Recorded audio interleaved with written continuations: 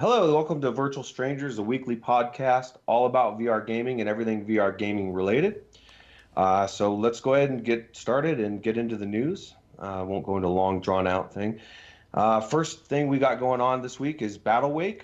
It's been released, coming to us this in the summer of 2019 by Survios. Currently, there's no price, which kind of curious to see how much this would be. It's from the makers of Sprint Vector, Raw Data, Electronauts, most recently Creed. And as you can see on the video, it's a pirate game. Looks pretty interesting to me. Looks like it's got the same mechanics or similar mechanics to Bout of Blood, where you're aiming with your hands. Clearly not a sim. Now, I'm interested in this game a lot because I like, I don't know if you've ever seen Sea of Thieves. It's an amazing game on a flat game, and so I'm always looking for a good pirate game. Now, it does look a little bit arcadey, but I think the fast pace is going to be pretty cool. Justin, what are your thoughts on this? Does this look like a title you would give a shot to? Yeah, I've never played Sea of Thieves, but this reminds me of Furious Seas, a VR only, pirate game that I have, and I actually like it a lot. I was surprised by how much I liked it because you could actually move the cannons and ram other ships, and it's actually fun to float around and attack other ships. So yeah, this just looks kind of like a more involved, more graphically intense version of that, sort of. And I assume it has co-op or multiplayer. Yeah, it did actually. They did announce it's going to have co-op. Now it is in beta actually, or there you can get into a closed beta. I know I turned it in. Did any of you, Wes or Alex, did you guys sign up for the beta, or is this something you would give a shot to? I've not personally. I always prefer. You know what I'm like with these things. I prefer to just wait and just play the finished product. Sometimes you can get fatigued with a game before it's released if you play it to death in beta. But this is a came out of nowhere really, and Survios have obviously got a really good track record with releasing really good games, but also diverse games. Every single game they've released has been different. They've not released one game that's the same. You've got a shooter, almost like a Mario Kart in VR. Electronauts, which is like being a DJ. Creed, which is a boxing game. Now you've got this one, which is being a pirate. So they've really, they don't like making the same game twice, that's for sure. But I was listening to Tester, who they did a review, not a review, but like an impressions video, and they were saying that there's like 4 different captains, and they've all got different skills. You can do things like summon a kraken, bring in a tsunami, like summon some sort of tornado. So it sounds like it's going to be quite interesting. Obviously, I don't think you're going to be manually going around and actually using the cannons. I think you kind of helm the ship, and then you just point with your hand where you want to shoot, sort of thing. But it's going to have PvP. It's going to have co-op. It's going to have apparently a 20 level campaign, single player campaign. So yeah, it looks interesting. So I'm interested, definitely. Yeah, it looks really amazing.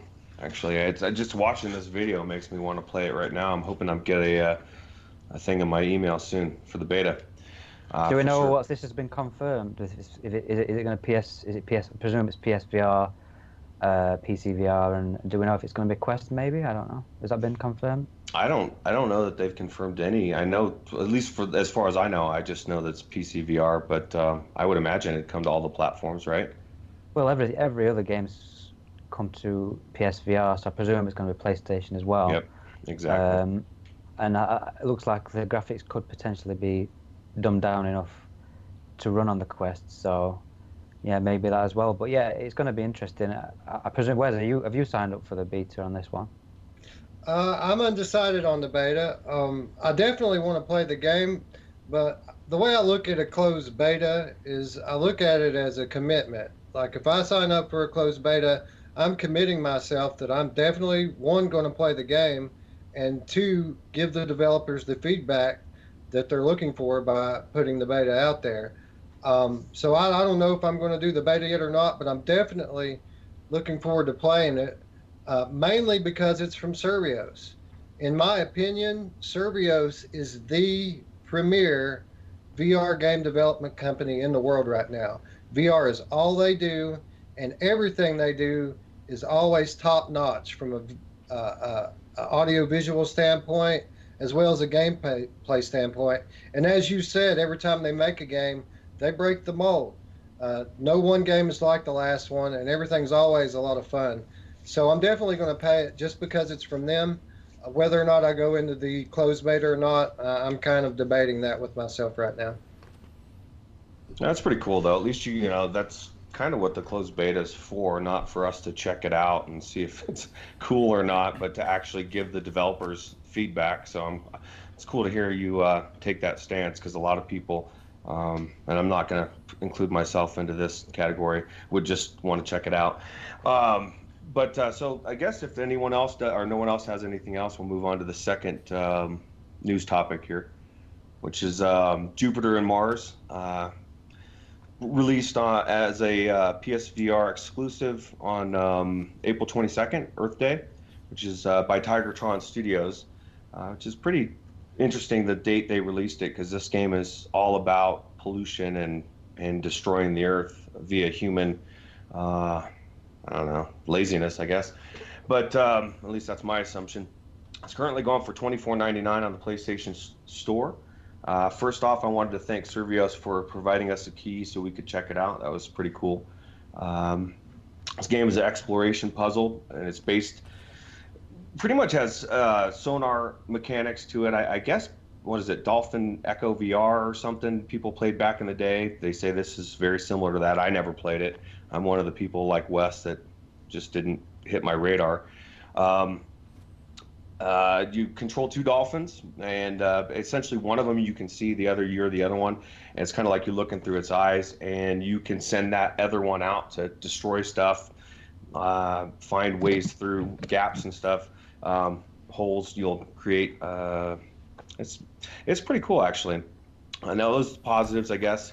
Negatives, it's a little bit Vaseline looking. There's a lot of criticism on that. I kind of saw past it.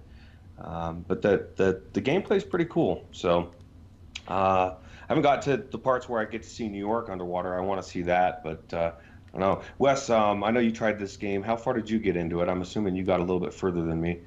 No, I did not play this game. I have not had an interest in playing this Oh, game. This is, first of all, let me say thanks to Tigertron for the key. I don't know why I said Survios. Yeah. Well, we got Survios on the brain, but no, I haven't really had any desire to play this game. When I saw it in the lead up, and it was a long lead up to this game. We've been waiting on it for a long time.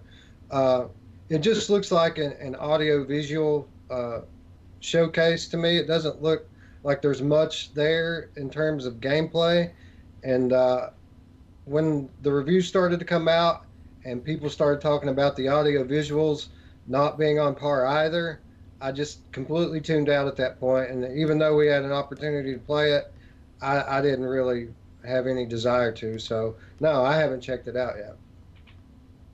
Okay. How about you, main fan? Did you check it out, right? Yeah, I got to the third level. So I played it on a PS4 Pro. I didn't see any Vaseline at all, but what it was very pixelated. So what you're seeing on the screen, it didn't look nearly as good as this because it was, way more pixelated than this, of course. I was surprised because these graphics aren't, they're not that, complex. There's a lot going on, so I don't know why it needed to be as pixelated as it was, but I still thought it was fun. Like, I was a kid that grew up with Echo the Dolphin, so I had Echo the Dolphin, I had Echo the Tides of Time, I had Echo the Dolphin on Dreamcast, and they were hard games.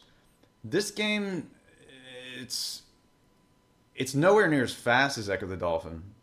When I was a kid, I remember I was talking to another kid in middle school about Echo the Dolphin because I was so excited about it. And I was like, and when Echo goes like, zhung, zhung, I was like all excited about how fast he could move around. And the kid made fun of me. He was like, what? He goes like, zhung?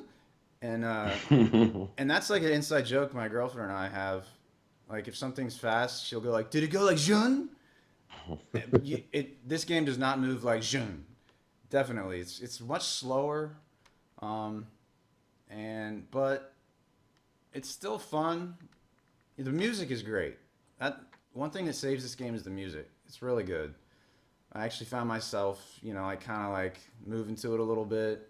You go around basically saving other animals, and it's mostly an exploration game where you're just searching for stuff all over the place. And see this circle?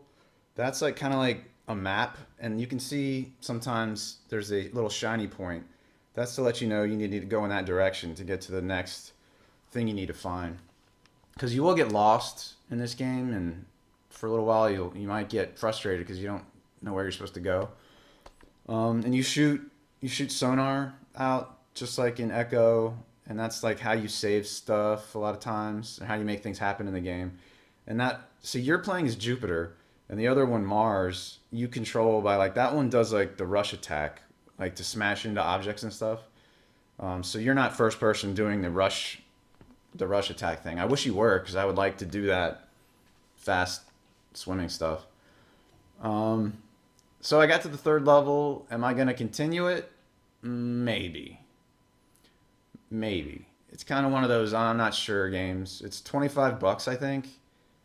I wouldn't buy it for 25, I don't think. But I don't know, maybe 20, maybe 15. That's what I say. Yeah, I agree. I'd say probably max 15. Probably wait for it to be on a sale at like 10 if I was buying it. But that, I mean, it's not my type of game. That's probably why. But Alex, is this going to be on your list to pick up when you get your PlayStation VR? No, no. It's just I'm not. I don't know. I mean, this game is obviously a flat game as well as a VR game, and I don't know how. If it's not very interested in VR, I just can't see how even in flat, how the hell this would be anything remotely entertaining. Because I do like exploration games, but I don't know. I just think that this game just doesn't speak to me for some reason. I don't know what it is. I don't know. I can't put my finger on it, but it's not. It's definitely not on my list to try out. That's for sure. Oh, Alex, you played Blind. This game is very similar to Blind in that there are a lot of dark areas and you have to keep doing your sonar to be able to see Yeah. what's around you. So that's annoying. Yeah. Well, I'm going to talk about Blind next week, but yeah, that's yeah, that I can imagine that gets old after a while. So. Yeah. All right. Well, if there's not anything else on Jupiter and Mars, we'll move on to our third topic, which is Pupil Wandering VR. Just came out, released May 7th by developer Spoon Network. Released at $11.99, but it's on sale till May 14th for $8.39. And now this is a horror game made by a Chinese company. Originally came out in PlayStation VR. I guess you could only pick it up on the Chinese store, but Wes was just telling me before the stream that it is in English if you did pick that up. But now it's coming to the PC VR. And, we saw this game here on Virtual Strangers, and we had to pick it up and give it a shot. And I really enjoyed it. Outside of the movement, which is very slow and very non-intuitive, or at least locomotion-wise, you pretty much have to hold down a button and steer with your head, and I don't like that. That just really turned me off, so much so that I almost didn't continue on, which I would have been a shame because the atmosphere is really done well. It looks good, has a very creepy vibe. The sounds add to it, very 3D, very immersive, and it's got a cool battle system. They've got that lantern there that you use, and pretty much use it as a detector to where when you're getting close to a spirit or a ghost, it'll turn red, and if you get close to an item, it'll turn purple, and you can actually fight the ghost with the lantern, and it's just really cool. It's really unique, and now this game's also got puzzle aspects as well. And at $8.39, even $11.99, definitely worth the cost of admission in my opinion. But that's the good I found. But Justin, I'll turn over to you, and you can tell us about what you dealt with the movement as well on the other side of the coin. Okay. So there's a menu, and at the bottom it said something like there was a little circle, and then do you remember what it said to the right of it? It said something like path movement or something. And Yeah. yeah.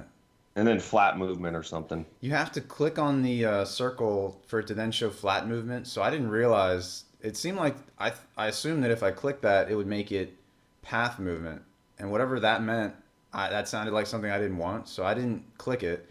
Then I went into the game, and it was only letting me do teleport.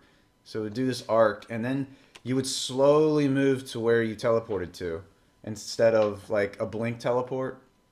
It was so slow I could barely stand it. But then I asked the devs, why isn't, could you add free locomotion? And then they said there is. It's the flat movement. And I was like, what? So then went to that menu and I clicked on that circle, and then it changed it. Then it said flat movement, and I was like, all right. So I try that. Then you're moving just as slowly, but you hold forward. In the case of I used a Vive, and yeah, like Root said, you move where your head is looking, and I mean, I could tolerate that for a little while, but it's just so slow. If they increase that speed, I would definitely play all the way through this game, because it's really eerie, and it has great audio. It's like the whole time you're just hearing sounds everywhere that are spooky, and also the whole time you're walking, you're hearing the floor creak everywhere you go, and that's pretty spooky. And the graphics are pretty good. But there are some issues, like there's some jank in this game. Like if you'll say there's a dresser right there, if you put your hand down to like touch it, sometimes like your hand will get stopped before it's even like close to the dresser. Like the collision isn't set up properly, stuff like that. But it's a puzzle game, so you're going around. It's sort of like a Resident Evil game, going around looking for items that you then stick into a door to open up that door, sort of like that. And in the video, I saw some combat where the person was like doing their controllers like this. I never did that. What it said to me was all I had to do was wait until the ghost was close to me, like to where they were attacking, and then press up. And all I did was press up, and then the ghost died. Is that what you did, Roots?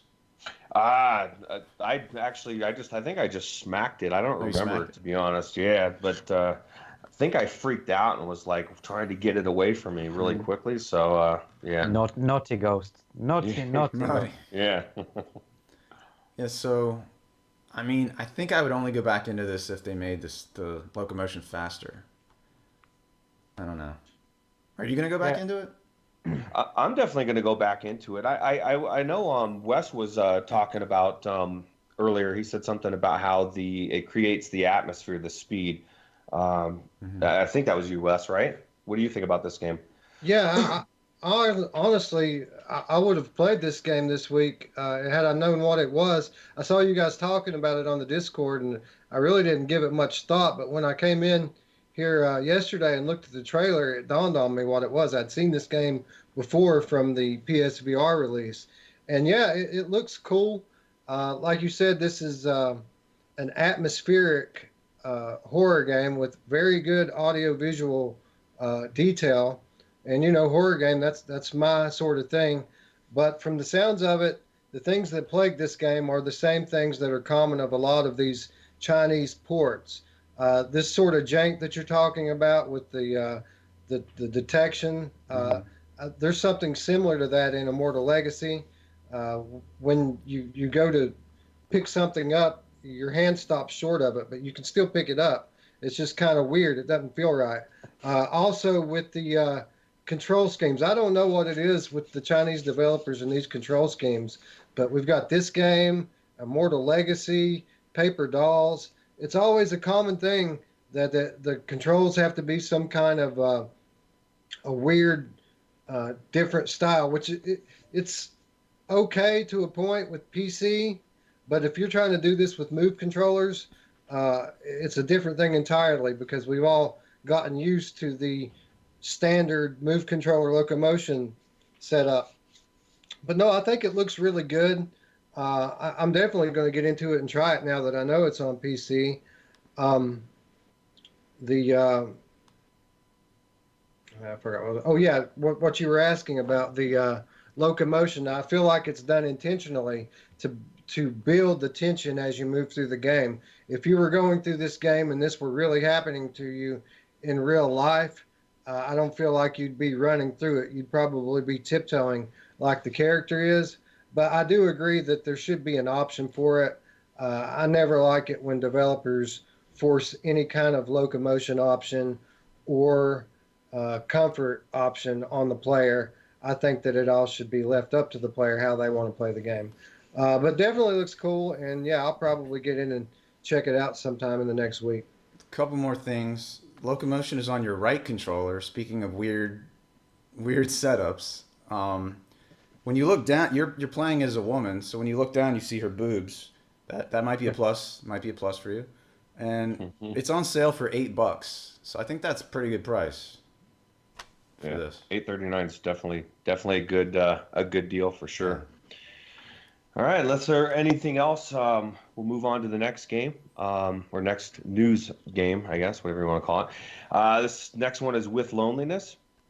Came out April 29th by Giant Jump Studio and is currently $6.99 on Steam. It's got brought to our attention, I think, last week from Zim had talked about it on F Reality, and MameFan picked it up.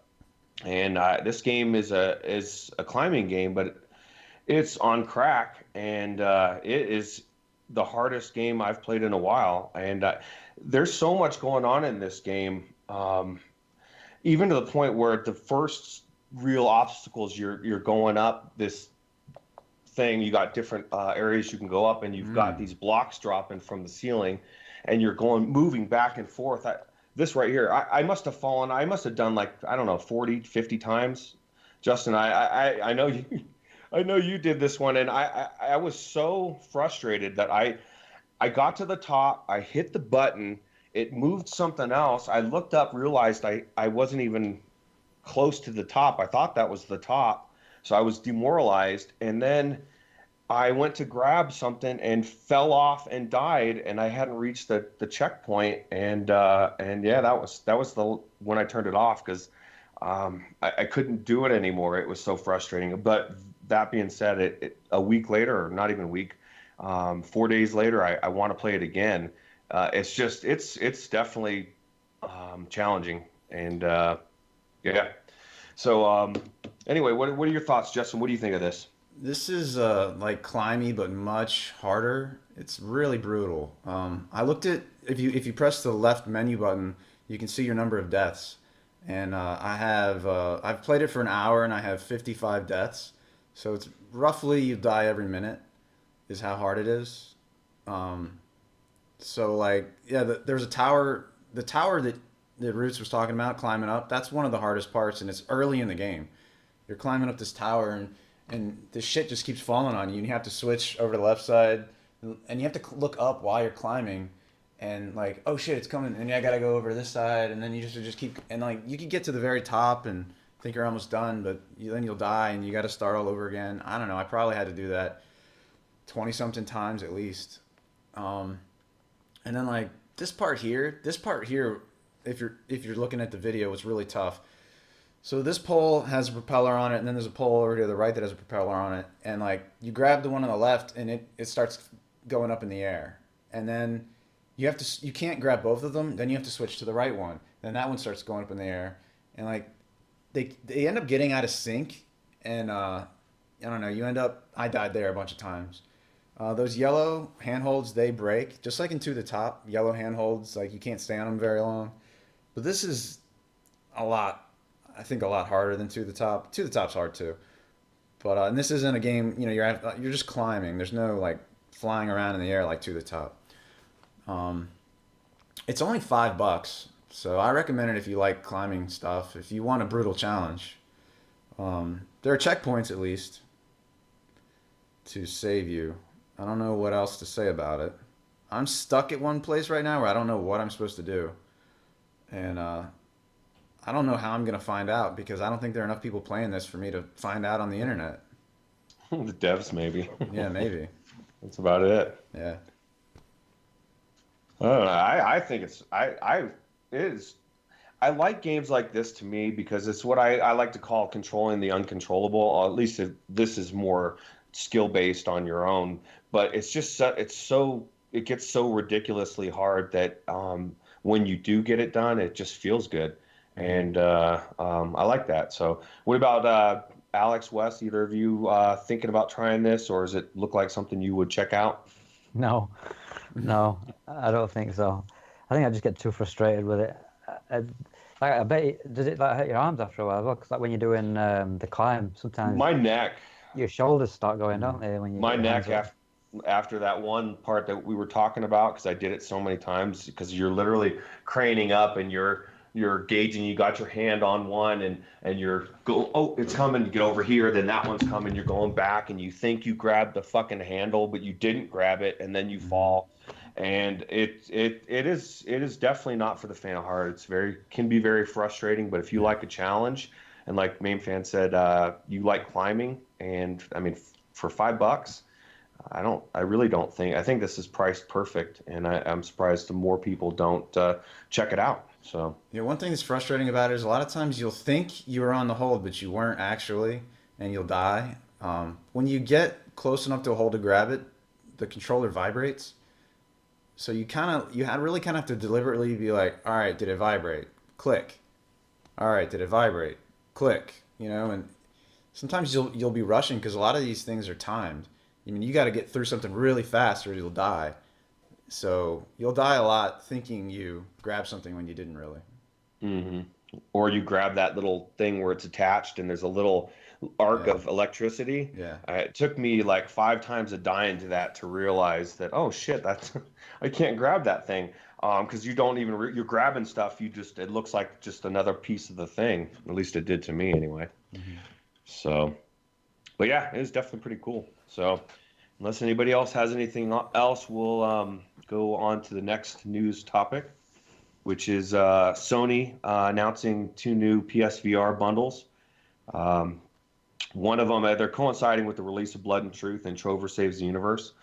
We've got the Blood and Truth and Everybody's Golf VR bundle for 350. That comes full package with the Move controllers. And then the second one is Trover Saves the Universe and Five Nights at Freddy's for 300. Just the headset, camera, and the games. Now, I think it's pretty smart. I think it's good sign that they're releasing bundles and drawing people in with 2 pretty big games. Obviously, Trover, in my opinion, is the bigger of the two. Not to us in the VR community, but to people outside of the VR community that might see it and say, "Oh my God, the makers of Rick and Morty, I got to check this shit out." I think it's pretty smart. But I now, Alex, I know you've toyed with the idea of the PSVR in the past, and you've decided to get it with the PlayStation 5. My question is, if you had the PlayStation 5 right now, which bundle would you go for and why? And I'm pretty sure I know your answer, but I'll let you tell them. Yeah, I go with the Blood and Truth with the Move controllers because I know the Move controllers aren't great, but there are some games that I'd want to actually play with the Move controllers. So, and how much? I think like 100 bucks, $100 Separate. separate. So it seems like a better deal to me to get the one with the Move controllers. And then obviously, I don't know. Are any of you guys interested in everybody's golf? I've not really heard you talk about it, to be honest. Not me. Yeah, I wasn't really interested in it. I'm not really a big golf fan, but hearing the initial reviews from people who've played the demo, the people were having a good time with it, and they're saying that it has a lot of potential, and just the fact that that game is being developed by Sony's Japan studio, which is the same team that brought us the Astro Bot Rescue Mission, makes me want to maybe give it a shot. So even though I'm not a golf fan, I may end up trying that one out. Cool. Yeah, I think it looks pretty good. What about you, Justin? Any of those look good to you? I mean, obviously you got the bundle already, but Yeah, if I were to buy one of these bundles, it would be the Blood and Truth bundle because that's the game out of all of them that I would care about the most. And you have to have the Move controllers. right. And Yeah. I found. Oh, go ahead. Yeah, I was just going to say, I can't stress this enough. If you don't have a PlayStation VR and you are considering buying one of these 2 bundles, go for the one with the Move controllers because even though the Move controllers aren't the most popular controller in the world, what they give you in VR is hand presence. And you have to have hand presence in VR when it's available. So if you buy the other bundle, you're going to buy these Move controllers. I promise you, you're going to come back and buy them anyway. Mhm. And if you get them when they're bundled in, you're paying $50 for them as opposed to paying $100 for them by themselves. So if you're going to pick one of these two bundles, I highly, highly recommend that you get the one that includes the Move controllers. Yeah, because I found out that the hard way when we got Ghost Giant. I was like all excited to play it, and one of my Move controllers was broken, and I had to go buy a separate one from GameStop because I couldn't try it without it. Like you literally are cutting out probably 30% of the games out there for PlayStation VR because you don't have the Move controller. So I would agree. And then that $50 you save from not buying it, you can buy Trover and you get all of it for the same price. So why not, right? Right. Right. So that's pretty much it on that, unless anybody else has anything else on those bundles. We'll move on to the next topic, which is PlayStation VR related. It's Mage's Tale now releasing a PS Pro enhancement. It's pretty much a dungeon crawler. I don't know. I've never tried this. It reminds me a lot of Carnage Chronicles, and I'll take your guys' insight on that in a second. But it's going to include this enhancement includes higher resolution texture, super sampling enabled, and higher quality particle systems. Now, this game's running for $30 on Steam. I don't know if it's the same on PlayStation VR, but it's a little pricey to me as well. Wes, main fan, I know you both have PlayStation VR. Is this a game you've tried on the PlayStation, and is it something that you would look forward to trying again just to check out these enhancements? I beat it on Rift. I would never get it for PSVR just because I already got it for Rift, and I like the game a lot. This is one of my favorite VR games. I wanted to say this video right here is not the PS4 Pro video. This is like the original launch trailer. So I don't have footage of what it looks like, with the Pro. I've heard people who've tried it, and they say it's a big difference over the launch, over the OG PS4. A lot much sharper, much crisper image, and then you've got more particle effects, and it just shows the difference between the standard PlayStation and the Pro. They can clearly get a lot more out of the Pro. What's the difference? Is it just overclocked, or I don't really know the full details? I think more super sampling, better textures. I mean, between the actual hardware side of things. Yeah, it's got a better graphics processor in it. Right. Actually, it's a much better machine.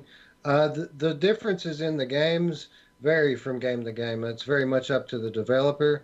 But anybody who's coming in cold, it's worth the extra $50 to get the PlayStation 4 Pro. What's confusing me about this latest bit of news, and by the way, yes, I am a little bit interested in this game. I've always thought it looked kind of cool, but I've never got around to trying it out. But what's confusing me about this news is that it says that they've added in the super sampling mode. And to my knowledge, when they added super sampling mode into the PS4 Pro firmware, they said that was a feature that was exclusively for flat gaming. So now I'm hearing them say that they've added in super sampling for this. Is this something that's going to start coming to VR games now? You actually have to go into the settings to enable super sampling. And I've always just left it off because they said it can tax your system more, and it can cause some glitching and things in the game. So I always have just left it off. But if this is something that they're bringing into VR games now, I'd like to know it so I can start playing with it a little bit. I turned super sampling on just in case, and then I wanted to see, all right, will I see glitches? And I don't think I have. But I don't know if it's done anything. So do you actually have to turn it on? I always thought it was just down to the developers whether it had super sampling increased or not. There's a setting in the PS4 settings, but then I don't know if you have to have that on for the developers version to actually work. I don't know. Oh, strange. We need some clarity on this, Sony. But I forgot what I was going to say about it now. But no, it looks cool. I definitely want to check it out at some point.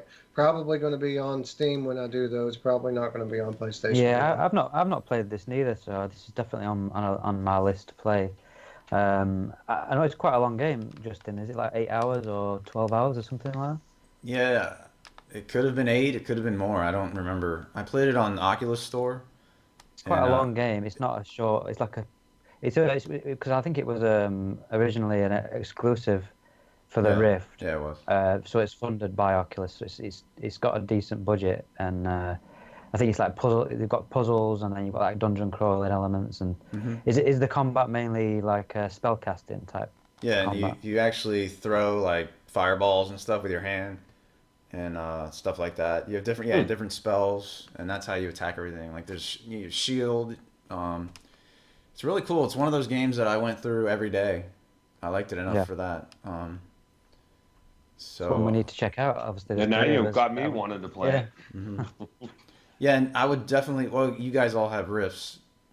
I tried it on Vive and Rift, and it worked better on Rift. The controls seemed like they were more made for Rift, so I would Yeah. recommend it for that. My So, would you question. try it through Revive? It came first. Okay, I bought this originally. Originally, I bought it on the Steam store actually, because it came out on Rift, and then they released it on Steam for Vive and Rift, and I played it with Vive, and like the controls seemed messed up. So then it went on sale on Oculus Store, and then I refunded the Mage's Tale on Steam, and then I bought it for Oculus Store, and then I played all the way through it, and I was like, oh, these controls work way better now. So I wonder if Revive. Well, I don't even wonder. I'm pretty sure it will be. But if that game and those type of games will run better on Index than Vive, just because of the analog sticks and just being closer in relation. Yeah, I did look at some like low and echo footage, and apparently the index controllers are a much closer match to the touch controllers in terms of emulation, so that should help. with this game, you wouldn't need to use Revive. No, because it's on Yeah. Steam. Yeah, exactly. Yeah, I guess that makes sense. All right. So if there's not anything else on that, we will move on to the next topic, which is dots. And if you don't know what dots are, don't worry. We didn't know what the hell dots was before we saw it either. It's data-oriented tech stack from Unity. Essentially, it's a new high-performance multi-thread way of doing it. The data. It makes it possible for games to fully utilize the latest multi-core processors without heavy programming headaches. It's going to make it easier for them to take a game like Stormland and eventually move it over to Quest in its full fidelity. And right now it's in its infancy stage, so it's not. It's going to be a while before it's implemented, but they say maybe within the next year to 2 years, you're going to see a big movement on this. So, Wes, I know you were talking about this earlier. What are your thoughts on dots? I think this is very exciting. I just read this article this morning, and I never expected to hear anything like this. Apparently, Unity has finished this new technology that's going to allow graphical data to be broken down to such a simple format that mobile processors are going to be able to process much more complex games. And basically, the implication is that before the end of the life cycle of Oculus Quest, standalone VR systems are going to be able to support games that look like our Gen 1 VR games look. So stuff that we're playing right now on our Rifts and Vives very well could be coming to standalone headsets within the next year or two. And from what I can tell, the article I read said that this is a done deal. Unity is finished with this technology. They unveiled it to developers at the GDC this past month, and now developers are starting to play with it a little bit and learn how to use it. And after they master the new techniques, obviously it's going to take a good year or so for them to develop it into a game. But I think it's very encouraging. It reaffirms my decision to buy an Oculus Quest, knowing that there's better stuff coming for it. And the only thing that it makes me question is my decision to go down to the 64 gigabyte version as opposed to going with the 128. So we'll see if that comes back to bite me in the butt or not. But regardless, I'm excited for what this may mean for VR gaming in the very near future. Well, yeah, I am as well. Justin, what do you think? Are you thinking? I know you were a little bit less optimistic about this technology, or at least a little bit more pessimistic. Which, like I was saying in the Discord, you're our grounder. You keep our heads on the ground and out of the clouds in reality. So I tend to not believe anything I hear until I see it myself. So I don't know. It sounds like marketing speak to me, sort of. I don't know. I have a hard time believing that mobile is gonna be, anywhere near the graphics of PC. I don't know. I think it'll take a while for mobile to reach even the current levels of PC graphics. But maybe I'm wrong. I don't know. I just want to say, I didn't read anything about this before, so I'm listening to this fresh. I have no idea what this even is. You guys have talked about it. What? I still don't understand what is it? I mean, how does it work? What does it do? I don't really know. All they really say in the article is data-oriented tech stack. And I'm like, what the hell does that mean? Let me see if I can bring it up real quick. There's a specific term for it, what they're doing here. In layman's terms, what does it actually do? Because I have no idea after you guys talking about it, what the hell you're talking about, to be honest with you. It fundamentally changes how graphics are processed on the graphical processor level. It's a fundamental change in the software. And what it does is, from my understanding, of course, I'm not an expert on this stuff. From my understanding, it simplifies the type of data that it is. And I'm trying to look up here to see what the data type is called. There's a specific name for it. And what it does is it allows a lot more compression, I think, in the graphical data. Let me see. well, you would think the implications would transfer to PC as well. Like if you could take the same game and compress the data and make it easier to read and easier to is it for process. streaming? Is it for streaming? No, it's just for it's to make the games smaller or tighter, less complex. I would imagine even on a PC it would run better, or you would need less processing power to run it, so you could push the limits on the graphics even on the PC further. Like should revolutionize if everything they're saying. So it reduces the strain on the hardware. Is that what it does? Yes. By compressing the visuals or the files? I mean, there's specifically there are larger implications than just in gaming for this technology, but the scope of the article that I read, Megacity is the name of the program. It's a program that runs in Unity. It's from Unity, and that's the basic gist of it as far as I can tell. I thought it was Mega City. Yeah, that's what I thought it was. Yes, I did see something at Mega City, and I presume it was. I don't know.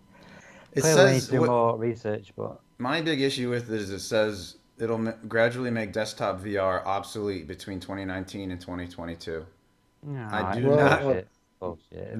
Reading that alone made me say, nope, fuck this article. That was your statement, yeah, because you were like, "There's no way." Well, why? Oh, you got to use the same technology on PC and make PC games look better. I mean, exactly. There's no need.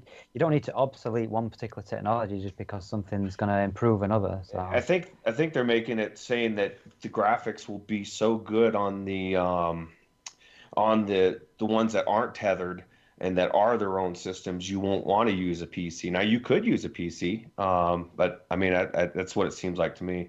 Well, then you're going to have even better graphics, so then there's more reason to go on PC or consoles if consoles can use it as well. So That particular statement about making PC obsolete was a bit of editorializing by the author of the article, and he wasn't just talking about this specific piece of technology by itself. He was coupling it with the upcoming onset of 5G game streaming Oh coupled with God. this, Fucking and he was 5G.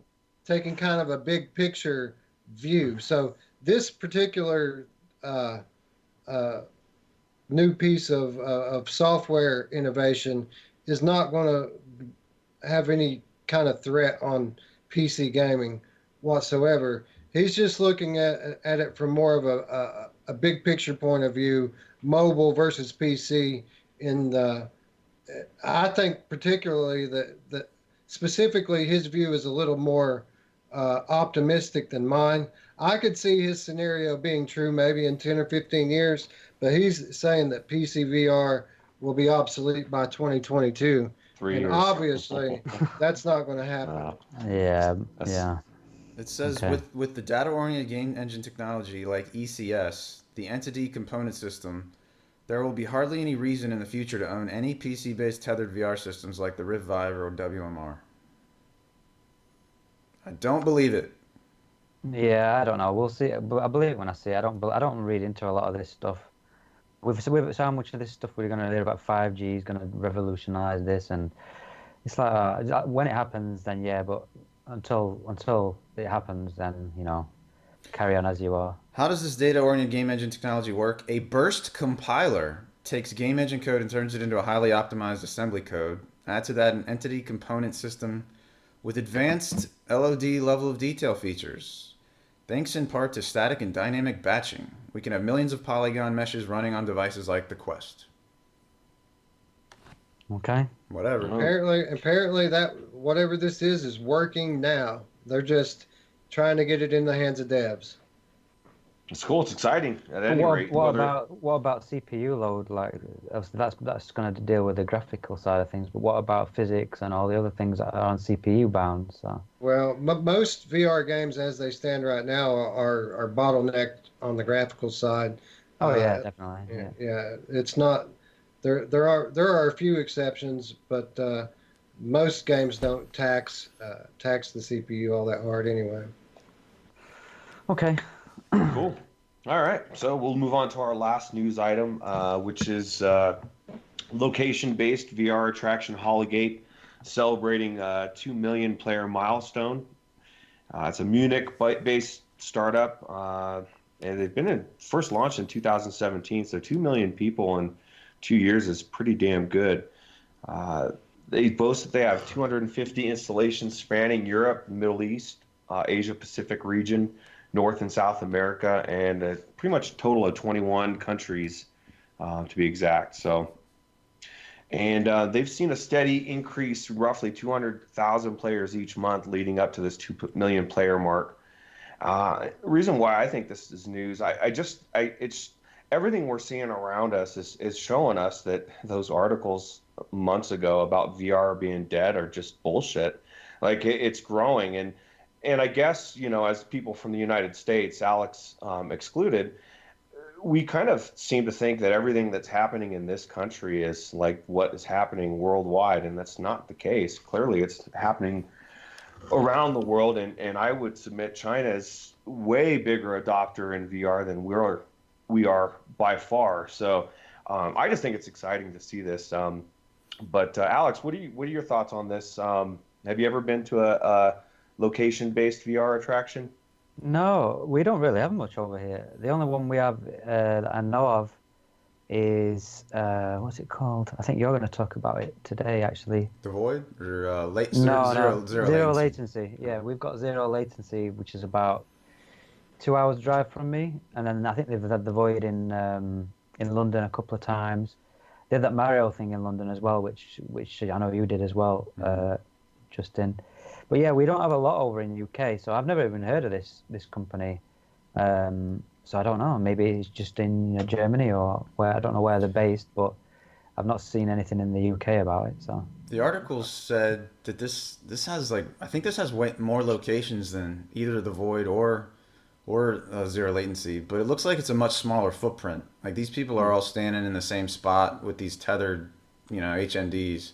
So it looks to me like less of an experience to me. And it seems like since we've never heard of this before, this is probably a paid advertisement on Upload VR. Yeah, it's something that you think Huh? it's got 2 million people that we would have heard about it before. Yeah. Yeah, I don't know. I've never been to any location-based VR myself either. I don't know. I know you have, Justin. What um, would this be something? I guess you're already saying, it seems a little, at least from what reading into what you're saying, it's a Yeah. little basic compared to what you've done. It seems like not as elaborate, correct? Yeah, looks like you're stuck in one spot. You're tethered to this pulley system up top, and yeah, I wouldn't be too interested in that. It, Yeah, wave shooter springs to yeah, mind. it's a wave Yeah. shooter. Okay. Yeah. Well, You don't go to these sort of things for a wave shooter. You want to have. If I wanted to go to one of these things, it's so I can actually travel through an environment, like walk physically through an environment, rather than because that's something that you can't do at home. You want to do something that you can't do at home with your well, VR. you want to do something you can't do at home, but if somebody that's never been in VR, it might be a little bit more up their alley, or at least something they would enjoy. But yeah, I agree.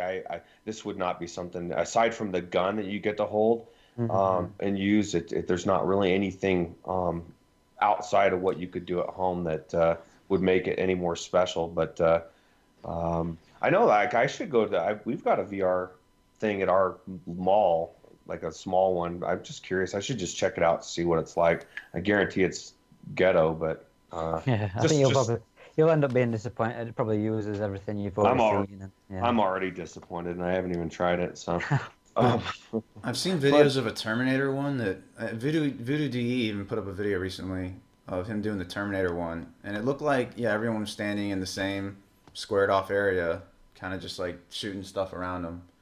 So it looked like the same kind of thing as this. Yeah. yeah, I would kind of. Oh, go ahead, Wes. No, I was going to say that I don't think something like this would be all that interesting for guys like us, but it's probably more meant for the uninitiated player anyway. Hmm. This would probably blow someone away who's never had VR on. Yeah, Yeah, yeah, definitely. especially they might run out and buy a Vive right after that. Okay, I guess that's pretty much it for news segments. So we'll go ahead and move on to the game review segment. We're going to let Justin give his first game here. So what game did you pick, Justin? Okay, so I'm gonna talk first about the Void. So I don't know, a couple years ago, I went to the Void in Utah. It's near Salt Lake City. We happened to go on a vacation to Utah, and I was like, oh, this is my chance to try the Void. So these are some pictures I took. Like it warns loud noises, strobe effects, temperature changes, pressurized air effects, perceived heights. There's a lot of warnings. They even sell merchandise and stuff. So there's a picture. I think the next picture will be the outside of the place, and you can see mountains in the distance. In Utah, there's like some mountains everywhere. It's crazy. But anyway, that's the entrance. It's pretty cool looking. And this is the front desk. That guy right there, I interrogated that guy trying to get all the technical details of everything, and he would not give me anything. He was just like, nope, can't tell you anything. And see, they used to use Star VRs. That's what that one in the middle is. And so you wear a backpack PC, and your headset's connected to that. So you're totally free to walk around anywhere. So the one they had here was Ghostbusters. It's called Ghostbusters Dimension. You you're a Ghostbuster. It's up to 4 people can go into this. You go to this little briefing room where you just look at a TV and they kind of tell you what you're doing. Then you get all of you suited up into your equipment, and the Void, it's an Oculus Rift, is what it really is, and it's in this helmet thing with this big ass visor in the front that can flip up and down, and the tracking is done by OptiTrack, which uses infrared LEDs, and then you have a gun in your hand, which is the proton blaster, and it works really well that you have the PC on your back because it feels like you're wearing a proton pack basically. And so you're going around this environment shooting at ghosts and stuff, and the ghosts will fly at you, and when they fly through your body, you have a haptic vest, so it vibrates. and the ghost will pick up objects that are around and throw them at you, and then that'll make your vest vibrate too, and like it'll vibrate where the object hits you.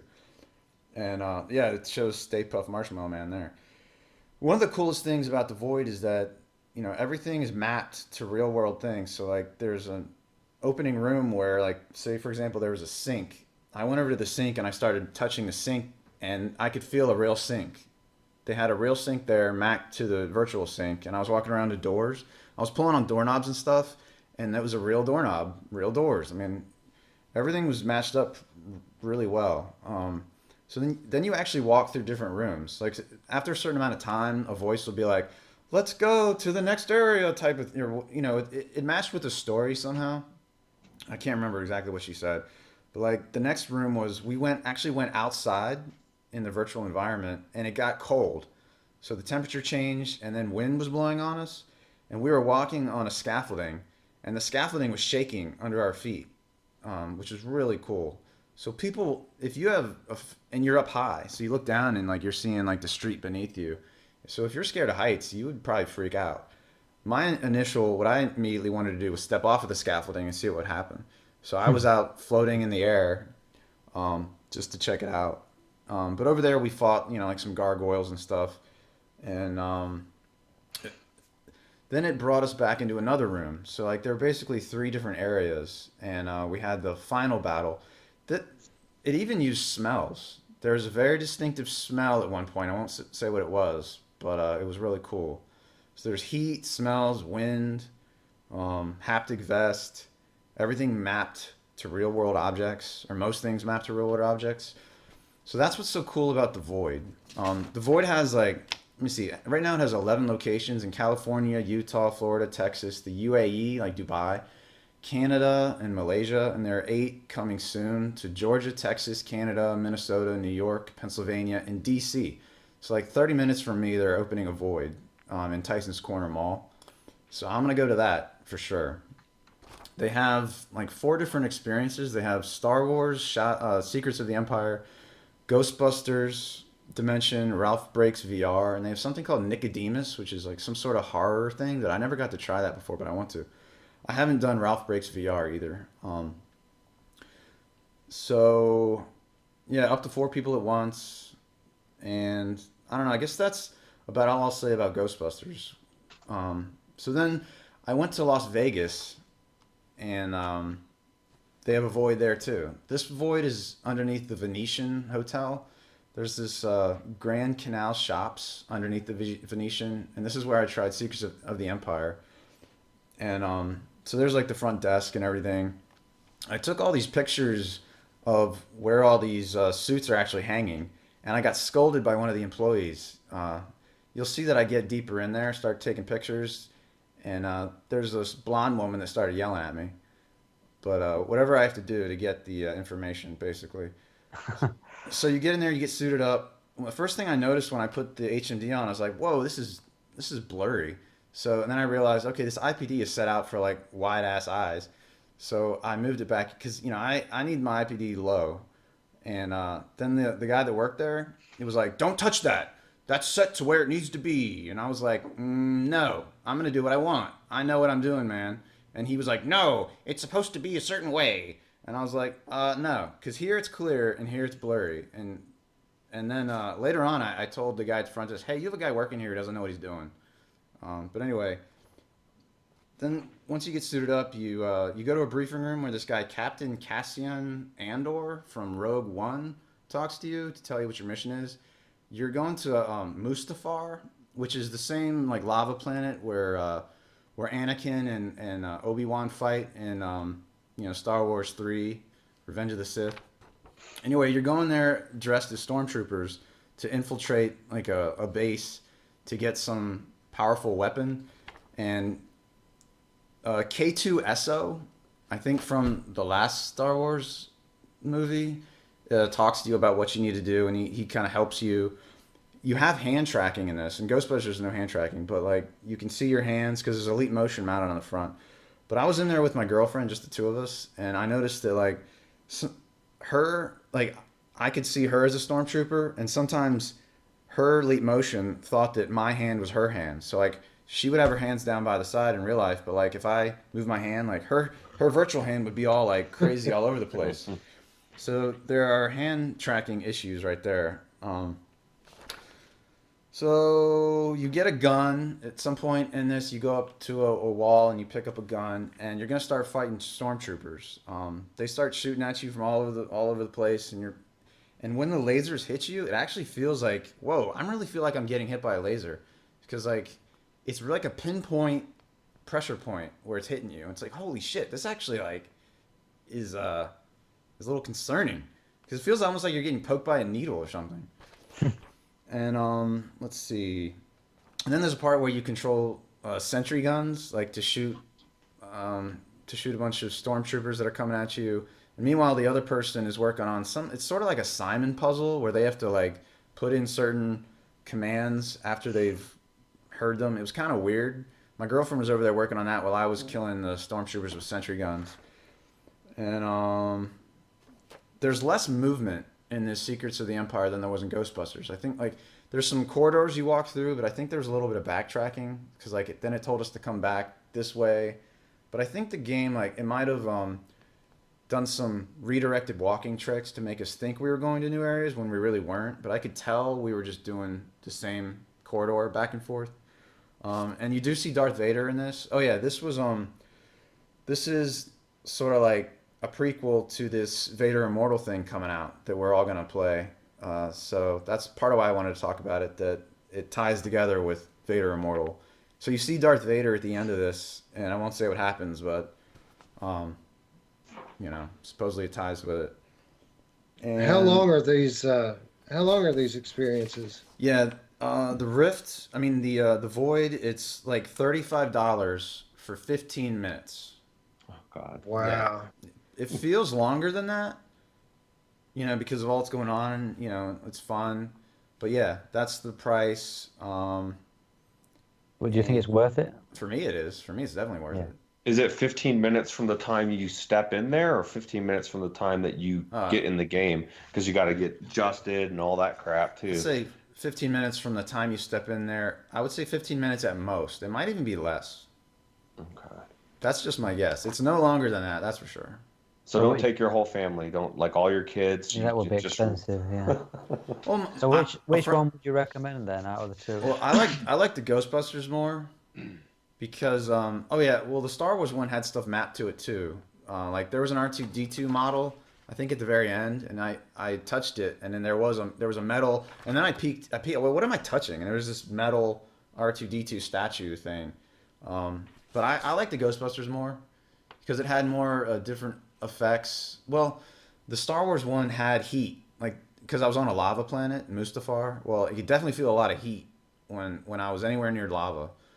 But Ghostbusters just seemed cooler to me. I don't know, because they had Felt like you were on more of a journey, maybe. Sounds more immersive. And going outside was the coolest part, on the scaffolding that was shaking and feeling the cold and the wind. Yeah, that was really cool. So yeah, I guess it was more immersive for me. Yeah, I like the sound of it. This is what I'm talking about with, if you're going to do something, you want to do something you can't do at home. So this is obviously a completely different experience. Like standing on scaffolding and feeling like you're outside with a breeze and it's moving around and looking down and you're high up. That sounds really cool. Yeah. So. And so they got that it's called Ralph Breaks VR. That one's there now. I haven't tried that. Then I heard they're coming out with a Marvel one. Like they're going to keep doing all these Disney properties. So I think aren't they doing something that's going to be more integrated as a ride, like into the theme parks and stuff? The Void? Sure. Just like Disney, I think Disney are doing more virtual reality stuff. Maybe bigger, more elaborate stuff that's going to be built into the parks. Because these are kind of like pop-up things where they can take them anywhere and set them up. And whereas if they've got more space, like in the theme park, they could maybe do more with it, which would be really cool. I forgot to go to the video. I've been showing those pictures I took of the Void, and I forgot to go to the video. This is the video here of Secrets of the Empire. A lot of this is just showing these people suited up in their equipment. You can see it's a pretty bulky thing on. It has these headphones built into the side, these big ass headphones. And see, this But is what it fits though. Obviously, having the Yeah. helmet like that fits with the theme of the game, doesn't it? So Yeah, it fits. My girlfriend, her head's pretty small, so she complained that the thing was like too big on her, and she doesn't like VR that much anyway. But she said it smelled. She said it smells like BO in this thing, and I bet that's a big problem. Like Yeah. yeah, mine yeah. wasn't a big issue, but it's probably hard to keep these things clean, and they're probably full of sweat from all sorts of people. So, Were but you were you glad that you got the one that didn't have BO? yeah, maybe I I would have also been. had maybe it had BO too, but I don't know. I'm not as sensitive to smells as she is. I don't know. I think this Oh, this might be Vader. Yeah, they showed Vader for a second, and then they went away. What were you gonna say? now I was going to ask if any of you think any of these location-based experiences will ever come to VR down the road? Like, granted, you can't walk on the scaffolding or whatever, but maybe when they're just not being sold anymore, no one's going to them. Eventually, they port them over, or do you think that's just not anything that people would want to do? I don't know how interesting it would be if it's just a 10-minute experience and it's built around being in a location with Yeah, everything around it. I don't know if it'd be particularly that As interesting. Yeah. yeah. I Now, don't I don't think so. We'll just get the ones we're getting like Vader Immortal. Sorry, Wes. no, I was just going to say that said, something on that scale wouldn't port to the home experience very well. But in like China and Japan, VR games are fairly prominent in normal video game arcades, and some of those experiences are being ported mm, uh, into the home experience. One I can think of off of the top of my head is called Horror Sense, and there's some other long string of Chinese or Japanese that I can't remember off the top of my head. But you can get that on the Chinese PlayStation Store. It's a horror game that was developed, I think, maybe by Bandai Namco for arcades, and there's more of them. It's not just Horror Sense. There's like a bunch of them, and they're getting ported into the Chinese PSVR store all the time. But Horror Sense in specific looks super cool. It's very basic. It's something that you uh, basically just it's controlled by your head alone. I don't want to get into a big thing about that, but I just wanted to say that while some of these larger things won't come into the home experience, there's a lot of arcade stuff that is going to come. I've heard about one. It was down in London at one point where it's a horror game, but you're in a wheelchair. So you're actually sat in an actual real wheelchair and you have to wheel yourself around. And apparently, like it's up to two people in the same world, and it sounds terrifying. You're wheeling yourself around, and then obviously stuff comes chasing after you. And you've got to literally wheel yourself around the level. That sounds really cool as well. That's a good use of obviously locomotion as well, because you're just sat somewhere, but you're moving around in a more realistic way because you've got the wheels that you're kind of using to move you around. And once you finish this, you can opt for it to send you some statistics. So it sent me my accuracy and the number of stormtroopers I killed. So I think it told me I had like 58% accuracy and 60 something stormtroopers killed. Wow, I didn't realize that's a lot. Yeah. A lot of enemies to throw at you then. Yeah, there are a lot of enemies, especially in that sentry gun section. I was killing tons of stormtroopers with that thing. I presume the production value was really high with it being XLM Labs and animations and sound effects and everything's all top notch. Yeah, it looks like what you're seeing in the video, except more pixelated, more VR. Like it's an Oculus Rift. Yeah. Yeah. I wonder if they're gonna. Obviously, now we've got all the new stuff coming out. Whether they're gonna upgrade the hardware, maybe use something else. Whether they'll change up. Yeah, I would think so. Because these obviously Rifts are old hardware now. So Yeah. ancient. yeah. It seems like it anyway, right? All right, so I guess we'll move on from that unless anybody else has anything to say on that, or Justin, if you have anything else to add. No, that's it. All right, so we'll move on to Alex's first game. Alex, Okay. what game did you pick for the week? First game is one that I got recommended, and actually you bought for me, Roots. Thank you very much for that. Yeah, no problem. Transference, which is, I was talking obviously a few weeks ago about horror, and obviously kind of trying to introduce myself to horror, and I think Anthony from VR 365 recommended this one, and then it popped up on a sale, and before I even got a chance to buy it, Roots gifted it to me, so I jumped into it, and yeah, this game's, I love this. I know it gets a bit of mixed reviews, but I absolutely love this game. I've never played a game that's got so.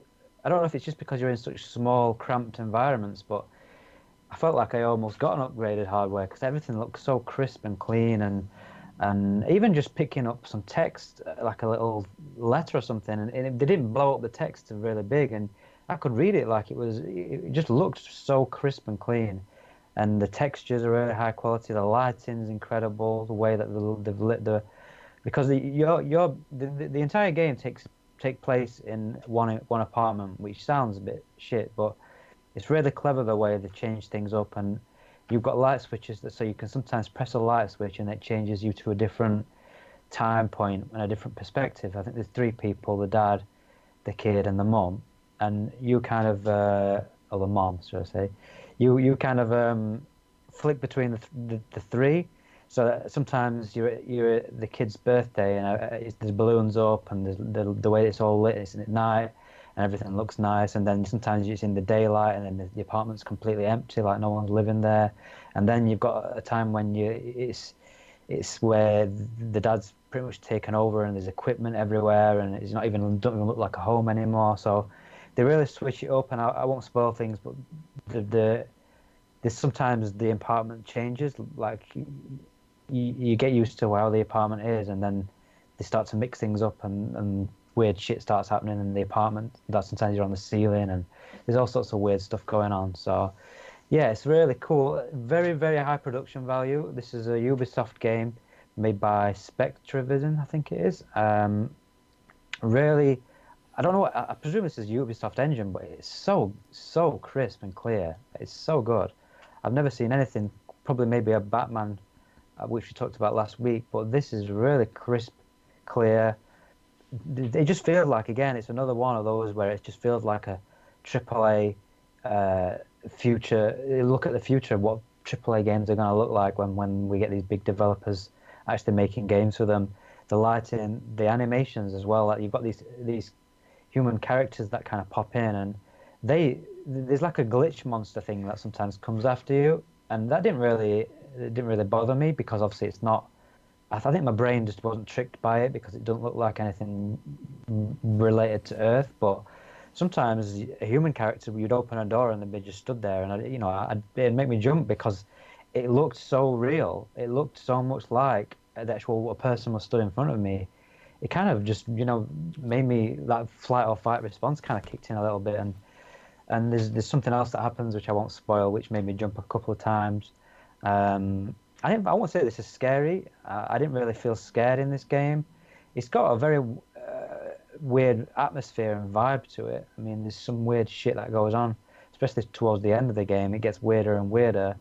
The story, I don't know.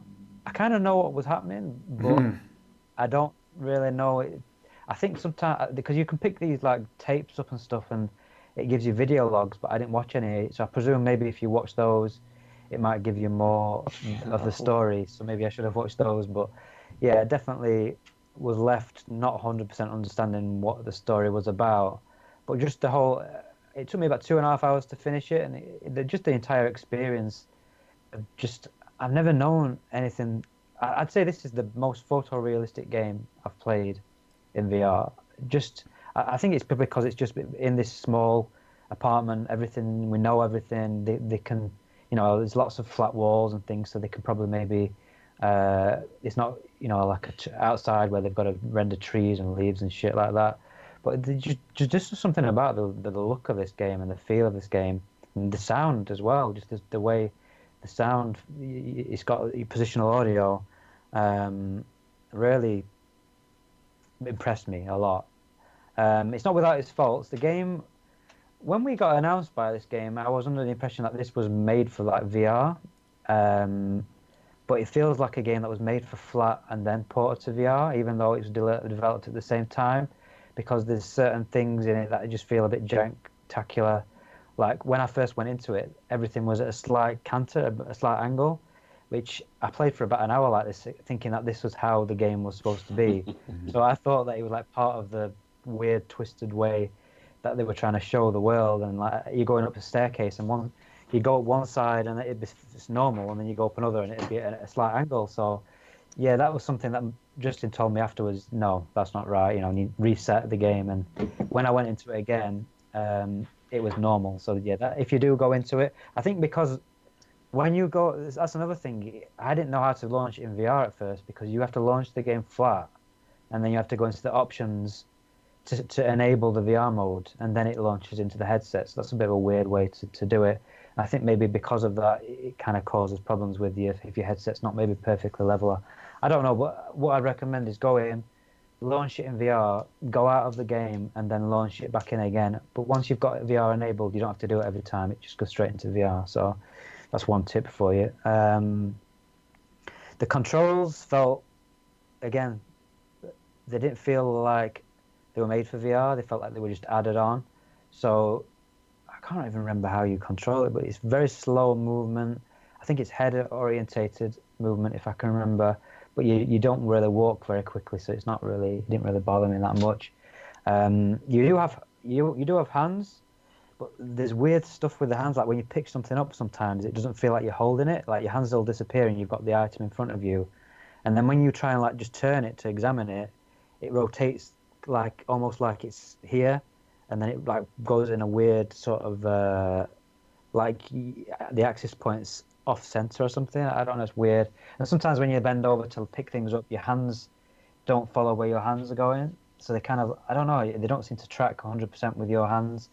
And then sometimes if you bend over, like there's a bit where you go, I don't know if you guys did try to do this, but there's like you go outside and there's like a kid's little play shed thing which is really small, and I actually crouched down to try and get inside it, but then if you try and clip into an object, it resets you. So then when you stand up, then you're like 10 foot tall. So you've got one of the buttons you can reset. And it did that a few times when I was bending down to pick things up, or I'd accidentally clip into something. It'd reset me, and then I'd be at a different place, and I'd have to reset my view. So there's a bit of jank in there, but just the overall feel, the visuals, the sound, just the way that you can tell that this has got a talented development team, with the way that the story evolved, with the way that the apartment evolved. Yeah, I'll let someone else talk about this. Wes, I know you're quite into this one. Oh yes, I love this game very much. This game is a prime example of the potential of VR when you put talented artists with talented developers. This game is absolutely stunning from an audio-visual standpoint. They do things that I haven't seen before with lighting and color, and it's very creative and it's very well done.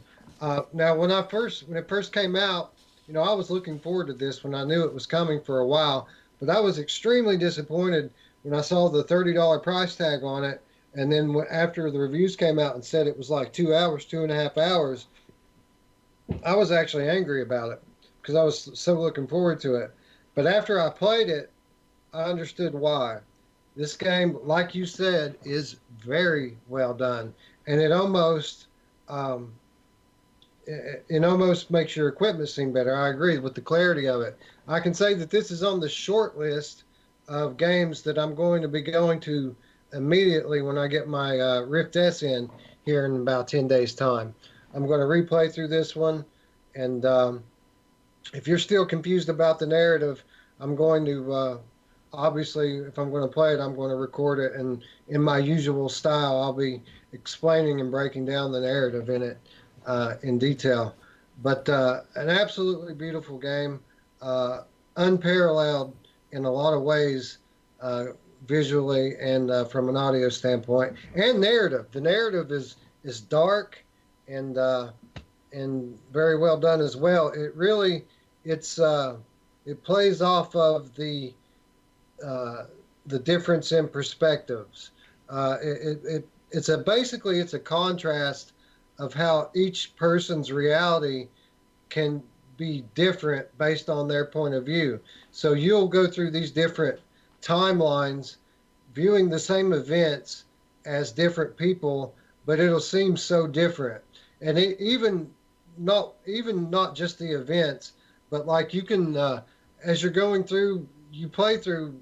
When I say different perspectives, you actually play as different characters in this game. You'll play through as the father, then you'll play through as the mother, and then as the child. And just going through the house and looking at a photograph, you'll notice differences in the same photograph based on the perspective of the person that you're playing. And I don't want to give too much away about it on here, but this is something that goes on sale a lot these days. And if you see this on a sale and you haven't played it, 100% I recommend it. You have to try this out. Yeah, I will say I probably didn't really go into much detail about the actual gameplay, but the actual gameplay itself is it's kind of like a thriller with puzzles in there. So you've got to solve puzzles to get through to the next section, the next kind of memory almost. And it's all like physical puzzles. So sometimes you might have to tune a radio, and then you'll have to flick between different time periods to sync things up. Or, you know, I found the puzzles challenging at times, trying to figure out what to do, but not frustrating. And I liked the way that they played with the environments, and you had to do certain things with the environment. Sometimes you need to get something from a different period, so you'd flick a switch, go back, get something, get that thing, come back into the other period, and then you need to kind of it was interesting the way they did it, and it's very linear, so it follows a path. You can't really get lost. I don't think, but yeah, it's a bit of a head trip, especially as you go more and more through. And there's all these screens that pop up as well. Sometimes, like, they'll show like they've got really good voice acting and actual actors as well who because there's like actual full motion video on TVs and monitors and things. And again, I have no idea why, but it looks really crisp and clear and really good. Normally, when you look at a screen, you know, you can see the resolution, but I have no idea what they did with this engine. I don't know if it is just because it's all small, cramped spaces, but it looks really good, really impressive. It's got a very Spectrovision feel to it. I don't know if any of you guys have seen Mandy, but a lot of the stuff that they do with lighting and sound in this game, they actually do in Mandy, the movie as well. I've not seen anything that I didn't know that. I know that because this is the Elijah Wood project. So this is originally from like a Hollywood sort of studio, and you can tell that that's where that background is because of the way that they tell. It's really impressive, really impressive. I know, Justin, you're probably not quite as high on this game, maybe. I liked it, but I didn't love it. And I had the same jank issues you had, where the floor was tilted. But then the second time I played it, the floor got, normal. Then I had the issues where I kept getting thrown up into the air, like, all the time. So I guess that's not just the Vive issue. That's a Rift and Vive issue. Yeah. I liked it. I didn't understand the story very well, but I wasn't going around trying to find all the stuff, that explain the story. I liked it. I liked the puzzles. I just wasn't crazy about it. That's all. I think without the story, and that's exactly why without the story, it's definitely missing something. Like watching all those videos, I started to really feel for each character. Like, the mom is kind of depressed and there's so much to it. Just it gets you in the mindset of from the kid's perspective as well, and as you're watching a scene like Wes said that you've already kind of seen already, but from his perspective, and it's like, man, that is kind of sad actually, and it really to me it added to everything, and that might be why you walked away a little bit less impressed with it, but I maybe not. Yeah. I think it probably is a little bit pricey. but it does pop up on sale on a regular basis. So I'd recommend, however much you value this at, I mean, I think Roots, you paid like, is it $10 or something when it? $10. Yeah, I think 10 Yeah, bucks is very fair. I I would think say even 20 would be fair. $10 is a steal. I mean, knowing what I know now about the game, it's worth more than that. I mean, it's worth 15, even 20, even 20. I think it's worth that personally. It's another one like Batman where it's like you're in a film. It's like you're in an interactive movie, and the production value, and it just makes me excited because if this is what we can get with, I mean, 'cause I don't think they're in a massive studio. If we can get this, when you look at a game on a flat screen and you play it and it looks amazing, it just doesn't compare to what a game looks like in virtual reality. It just can't. Just having everything in 3D looks so good. Even some of the games that don't look that good on a flat screen look great in VR. So imagine when you look at a game that looks great on flat, how good it's gonna look in VR. And this is just one of those games where you see how good things can look and how good they will look in the future, and it's incredible visually, and just everything about this game. I loved it. So Yeah, I'd like to also point out to those PSVR owners out there, if you want to try this out, there is a demo on the PSN store. So it's called the Walter Test Case. So definitely give that a look. Did you play this on PC or was it on PSVR that you tried it? I played the PSVR Walter Test Case demo, but Yeah. when I played the full game, I played it on Oculus Rift. So how did it look on the PSVR? Did it look as good? Or? Very similar. There is some of the the usual foveated rendering that you get when you look at something like this on PSVR, but it was very crisp and clear on PlayStation VR as well. Okay. One more thing. When I was a kid, I had a Sega CD, so I loved Night Trap and Sewer Shark and Ground Zero Texas and Tomcat Alley, all those full motion video games. So I thought video was so cool back then because, you never saw it. But now that I'm an adult, I don't want to play a game that shows me a ton of video. Yeah. It is kind of one of those things that, like, when it first came out, it was like, oh my God, you're actually watching a live person doing something. Yeah. And now it's like, It's kind of like when I go to watch or find out some kind of news and they keep showing me a video to watch. I just want to read the rundown. I don't want to watch a 5-minute video on it. Yeah. Yeah. As far as I go, if the story is compelling, I don't mind cutscenes and video clips. They don't bother me at all. Now, if it's something that I'm not that interested in, obviously I'm not interested in it. But yeah, I think the way that they did this worked. The video worked with this game because of the way that they integrated it. It's been designed. You can tell it's been designed with this in mind. So you're actually in the room and you're looking at it on a TV. You're not having a cut, like if you're in a flat game, it probably would have just been cut to maybe just a cut scene. But it's not. I understand what you're saying, and I don't really want to sit and watch a cut scene for 5-10 minutes where you're not doing anything. But I just felt like it really worked well with this particular game and with the story. And again, it's not something we've seen much in VR. So having that sort of production value and having the because they have screens pop up all over the place sometimes, and it's surrounding you, and like you'll start talking, and then another screen will pop up there, and you've got to follow it around. And the way that they directed you through the level and through the game was very, very well done, I thought. yeah, and the story of this game really wouldn't work without those video elements. It goes a long way toward getting across the differences in perspective. Yeah, it made it feel like an actual real place, I think, more than anything. If it was just an empty apartment and there was nothing else, I just felt like it helped you connect with the characters and the story more. And it feels like in my mind, it feels like a real place that I've visited. So it's really impressive, and it just shows what can be done in VR with a really high quality production team and development team. So fun times. Yeah. All right. Well, if that's anyone else has anything else about Transference, we'll move on to the next game of the week, which is mine. My first game is Pixel Rip 1989. and I'm pretty sure everybody knows about this game, or at least should know about it.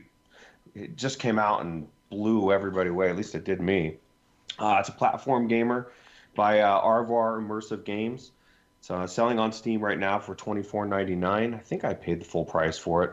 Um, I think what's so cool about this is not only the visuals, even the beginning. I was playing it again last night and was just blown away. But the the way they mix 3D and two-dimensional, and then also the game within the game elements, like right there where you're shooting stuff, and it's just it's one of those games that I've never you couldn't duplicate this in on a flat screen. There's absolutely no way. Like there's the last level of the first world, you see your desk and the ground turns into lava and starts rising, and you literally see the level the little level you're doing for the boss build up in front of you out of all your school books and backpack and all that shit. And it's just so cool. And apparently, for the most part, was developed, I believe, by one woman. And I mean, she had some help in finalizing everything, but worked on this game for quite a while. And one of the coolest things too is last night I'd never ran into it before, but I ran into Nathan there, and in one of the in games within a game, and that was pretty cool. So yeah, I was blown away by this game a second time last night, and I haven't played it since it came out and beat it. And I tried the new mode that they did for Halloween, and if you haven't tried that, I would recommend that. It was pretty cool too because it had an element of actual anticipation, where as the things are getting closer, you're starting to frantically try to find your bee or whatever that thing you're looking for to start shooting stuff. And that was cool. It was definitely it was a reminder how good this game is. Now, Wes, you played this Pixel Ripped, I assume. Did you think it was as amazing and groundbreaking as I did? Yeah, I thought it was really, really cool. Just on the basic novelty and nostalgia factor in this game. First of all, it's a totally original concept. This is creativity pumped into a VR game, and you can tell that this is a game made for us early adopter VR enthusiasts, because we're all normally, 90% of us are all around the same age.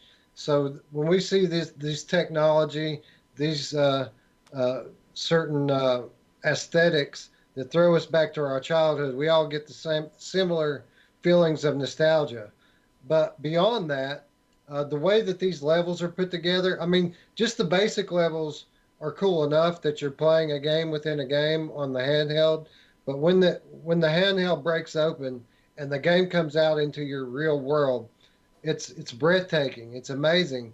And yeah, I was really impressed with it. I played this on PlayStation VR, and it looks wonderful in PlayStation VR. And yeah, definitely a VR gamer's game, Pixel Rip 1989. Cool. Justin, you played this as well, right? Yeah, this game was in development since at least 2014, because I remember seeing this on the Oculus Share, like back when I had a DK2. But I can't remember if I actually tried it. Like, it might have not, like, I think maybe I couldn't even get it to work right. Like, and it was a much lesser version of what this is. So I got this at launch, and I played all the way through it. It was tons of fun. The platforming actually in some parts was really hard. Like, I had to repeat a lot of sections over and over again because I kept dying. Like, especially like the final boss, like that. Some of those final boss stuff scenes were pretty crazy. So yeah, it was awesome. And I used an Oculus Rift, so I just held touch controllers, and that's how I held the Game Boy or whatever it's called in the game. And I've heard some people say it'd be better to use like a track to gamepad, but I don't think that matters. I had no problems using touch controllers. Yeah, it was awesome. I definitely recommend it. Yeah, it definitely felt normal. I know I've heard Anthony say from VR365 say that you have to have the controller, and that.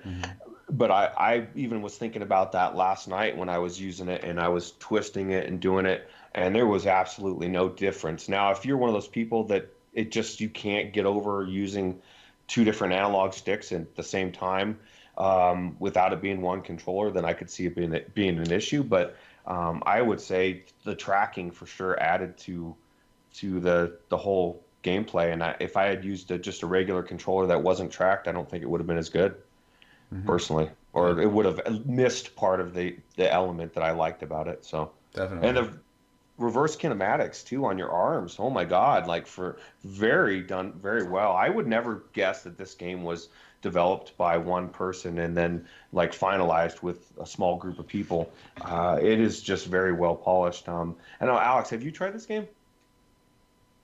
Yeah, but I've only done the first level, so I didn't really put my name down because I don't feel I've got enough time in it. But the problem I've got is that I'm not really a retro gamer, and from what I've played, it just felt like the main gameplay was actually the Game Boy or whatever you want to call it. No, it is.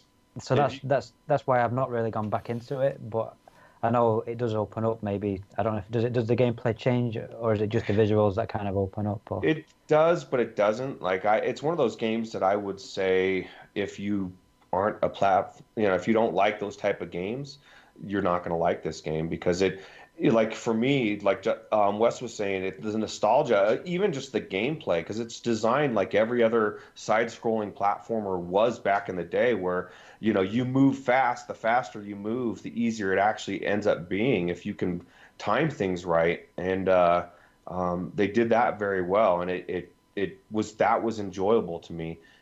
Because I loved those kind of games. If I didn't like them or wasn't that good at them, I could see it being slightly frustrating or not as appealing for sure. And it starts out. Sorry. I was just going to reaffirm what you said earlier about it being hard in areas. That's the way games were back then. You had to trial and error your way through a lot of this stuff and practice to get through it. So that's true to the timeline as well. If you put off at all by the black and white or like the 2D gameplay, like it turns into color and three-dimensional when you get into it further. It's more of just the actual gameplay itself, not the actual visuals of the gameplay. But I don't know. I do need to go back into it. I feel like I need to give it more time. But it's just I've not got that I've not got that drive to go back in because I wasn't really that bothered about the actual gameplay. But I suppose that's the only thing really that we should say is, yeah, I don't know, if you're not into retro games and you're not into that sort of game, this probably won't be that appealing to you. It's going to be interesting to see, like, because obviously you guys we've all got kind of background in. I didn't really play much of this sort of stuff when I was younger. I can't really remember playing. What the hell were you doing? Yeah, I never really had a Game Boy and all that sort of stuff. So I mean, I played like Sonic the Hedgehog and stuff. So maybe because I know that they're bringing like they're going to be bringing one out each year. I think I heard an interview with the developer, and they're going to do a different time period. So maybe when they go into more like the Sega Genesis Mega Drive sort of era and stuff, that'll appeal to me more because of the nostalgia. But I never really did the Game Boy side of things, so this gameplay doesn't really. I didn't really find it that fun for me. But again, it's maybe I don't know. Well, also going back to what they were saying, there's also a lot of Easter eggs in this game. Not just Nathy, but PSVR Frank is in this game as well as some other content creators. If you read some of the text written down on the, on everything in the classroom, you'll notice references to things back during that time frame. Mm-hmm. So the developer, Ana Ribeiro, you can tell she put a lot of her heart into this. And for the record, she is working on, I don't know if it's a straight sequel to this or just a spiritual sequel, but she is working on the next one as we speak. So we've got that to look forward to. I when they were talking on the interview, I think it was a PSVR without parole interview, she actually confirmed that I think there's 5 more of these actually going to be released, and I think they're planning on doing one a year. So, there's going to be more coming out. I think she's got a little bit more. I think she's got like a team of people now. I think someone's actually invested in her, and they're going to be, cranking these out because the graphics are quite simplistic, so I'd imagine they're going to be not easy, but they're not going to be quite as intensive to make as maybe something that's like a really, a first-person shooter with AAA style graphics. But yeah, it's going to be interesting to see what other, if there's other time periods that are more interesting.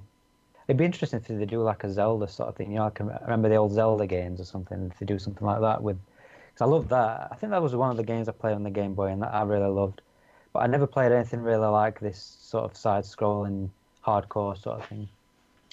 So this came out May 22nd, 2018. So does that mean we've got a new one coming out in the next couple weeks? Well, we don't know. They're definitely going to be announcing something this year because she said that it was. But I think she said at the end of the. Is it? I've not played it to the end, but I think she said at the end of the game, you get to choose the year or something. Yeah, and you get to vote. the next year is basically what the vote was. So the community have actually decided what year. So what were the years? I don't know. What were the years to choose from? I don't remember. I didn't vote, so I have no idea. I just wonder what options we've got. It's kind of cool though. And actually, I think, unless I'm badly mistaken, May was the original release date for this, but it actually got pushed back into July. Oh, okay. Yeah. So we got a couple more months before it's been a year. Cool. All right. So if anybody has anything else on Pixel Ripped, if not, we'll move on to Justin's first game of the week. Wes. Wes, sorry. Oh, okay. I want to talk about Wipeout Omega Collection for the PlayStation VR because it's one of the very best titles on PlayStation VR. I think it's a must-own. What it is it's a collection of earlier Wipeout games. I don't know if they were both on PlayStation 3. I'm thinking that they were. One of them might actually be older, but ported into VR. So I'm not quite sure what the titles of the games were. I think one of them is Wipeout HD, and the other one might be like Wipeout 2049 or something like that, 2046. But this is a racing game. It's a spaceship racing game, and this is probably the fastest game I've played in VR. It is breathtaking how fast this thing takes you. And if you play it, let me go ahead and suggest to you that if you really want to feel this game, you have different options with the camera mode. You want to put yourself, the camera, to the pilot's perspective, and you want to get rid of all of the blinders and stuff off of it, so you really feel like you're driving the ship. And also you have an option to lock the camera to the ship or lock it to the track, and you want to lock it to the ship so that when the ship turns and goes around these banks, you go with it. And if you do that, this thing will wow you every time you play it. There's a ton of tracks to choose from between the 3 games that's covered in this collection. There's online multiplayer that you can play with your friends in it, up to 8 if I'm not mistaken, and it supports party play. So if you start a party in the PSVR lobby, like outside of the game, you can start the game and it'll automatically bring your friends in with you, so you don't have to link up on the inside.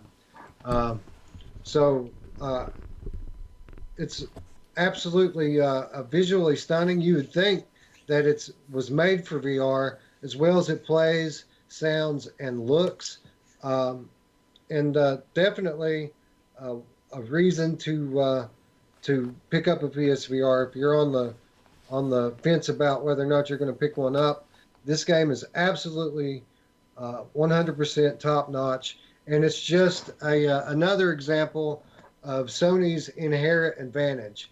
You know, Sony's on top of the VR space right now, and games are the reason why. And they have an unlimited supply, a back catalog of games that they can pull up and put into VR at any time they want to fork up the money to do so. And this game is just another example of the potential for the future of PlayStation VR.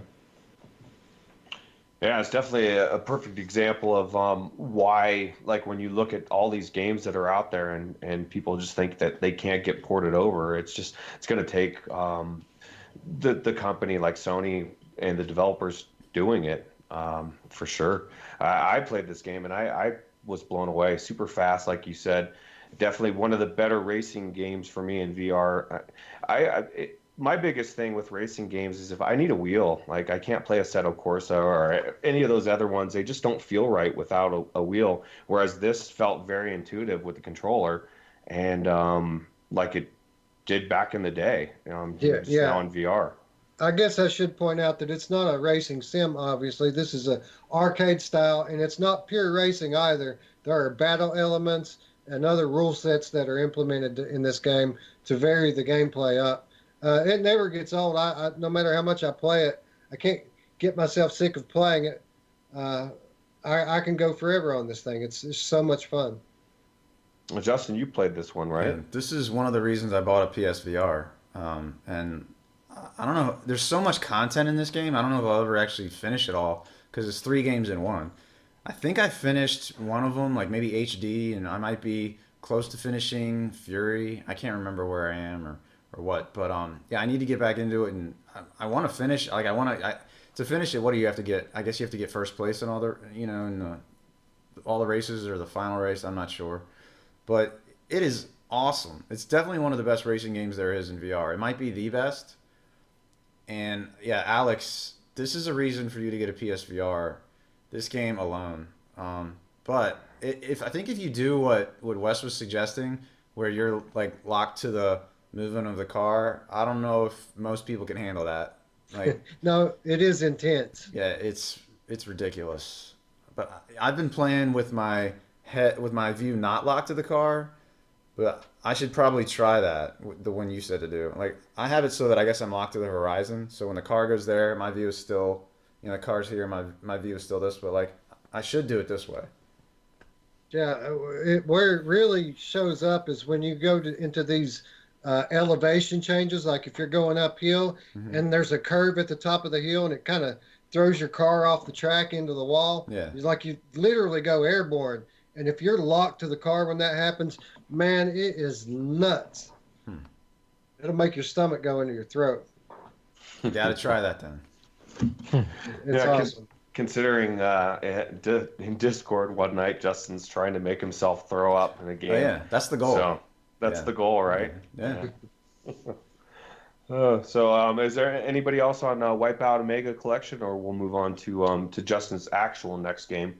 I'll just quickly say that this is out of all the games I want to play on PSVR, this is one of the probably top 3 right now that I want to play. So PS5, come on, and then I can. There's more and more adding to the PSVR library that I want to play. So it's going to be an easy. Now they've confirmed the backwards compatibility. It's going to be an easy decision for me to buy. I won't probably buy one on launch though because they're going to be like £500 or something. You're probably better off waiting for a year and then see. But yeah, I'm probably going to have like 5 or 6 games to try and catch up on at some point. So this is definitely one of the top ones. If you're gonna wait a year to get a PS5, you might as well get a PS4. Yeah, they go on sale at the holidays for dirt cheap, man. And especially with this being the last year of the life cycle, or one of the last years, you could probably get one for 125, 150. Yeah, Well, wouldn't I hear say what you're dollars, saying. but I hear what you're yeah. saying, but it's just I think a lot of the stuff will be better on the PS5 as well because they'll be able to crank the super sampling up, and so it's just one of those things where I just at the end of the period now, I may as well just wait and just get one. I know people go mad and like, well, why are you waiting and all this, but it's just like £600 for a bundle with the PS4 Pro and everything else, and I just feel like at the moment I'm better off just waiting and get a PS5. You're the most patient person, honestly, that I know. For real. I'm not even joking. But plus, you've got the Valve Index to tide you over. I think you'll be okay. As I'm relishing in my PSVR, I'm going to be jealous of you with your Index. So Well, yeah, but you're playing the same games on the Index, aren't you? So yeah, you've got new games to access on the PSVR. I do want one. Maybe I'll keep an eye on Black Friday or something, and if something pops up for a really really good price, I might just pull the. But yeah. just I tell do your want girl, to. just tell your family that's what you want for the holidays, and then Well, it's not that. I am a tight. We've got. I'm in Yorkshire in the UK, and we're well known for being tight, with our money. So I think it's just bred into us, just to really penny pinch. So maybe I'm just penny pinching a bit too much. I call it wise, being wise. Okay. Yeah. So all right. So Justin, what's your second game of the week? Well, speaking of headsets really fast, good news, everyone. I listed my Pimax on eBay, and within 24 hours, it's sold Oh, awesome, Oh, dude. awesome, man. That's cool. at $700.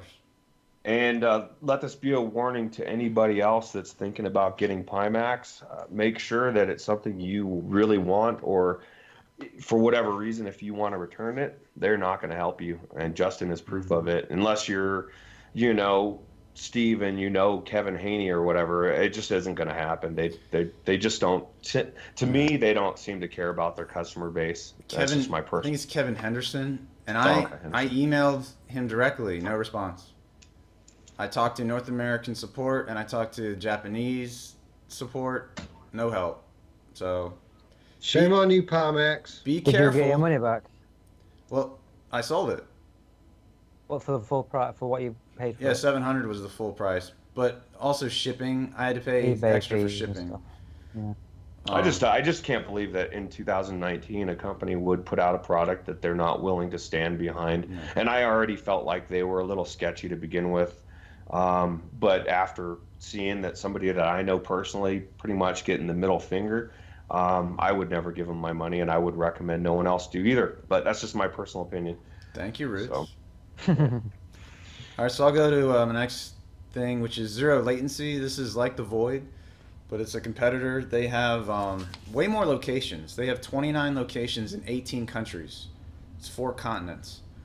So this one is at MGM Grand. When I was in Vegas, I did the Void there, and I did Zero Latency. This costs $50 for like 30 minutes. Okay. So this felt way longer, and they have all original themes. You can see there's optical ball tracking like PSVR. So the tracking there isn't as good as the Void's tracking, and they give you much more detailed stats. Like they emailed me this, and it tells like my rank, score, overall rank, kills, assists, deaths, all sorts of stuff. It said overall rank number 30. So I don't know if that meant like I'm number 30 of all time, or just of the day, or what. But anyway, so they have 4 different games. It's Zombie Survival, Singularity, Engineerium, and Outbreak Origins. I only got to do Singularity because I told the guy at the front, like, I'm experienced with VR and I want something intense. So he said, all right, well then you want to do it in Singularity. So you can do up to 8 people at once, and you can see everyone in the game. I was in a group with 5 people, and the room, it's not like the Void, so it's not mapped to real objects. You're just in a big giant room, almost like a warehouse room, and you're just walking around everywhere freely. And there's actual, there are actual walls and stuff in the game, but there's no real wall. You just would walk through the doorway instead of like through the wall, but you could walk through the wall if you wanted to.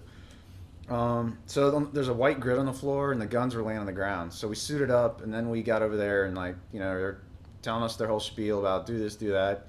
But then they realized 2 of the PCs weren't working properly, so they had to get 2 of the people to go back out and like put new equipment on. So they had to wait for that. That was kind of annoying. And then the headset was this OSVR headset, which was like some sort of generic headset, and it wasn't comfortable, and there was no IPD adjustment, and it wasn't as good, of course, as a Rift.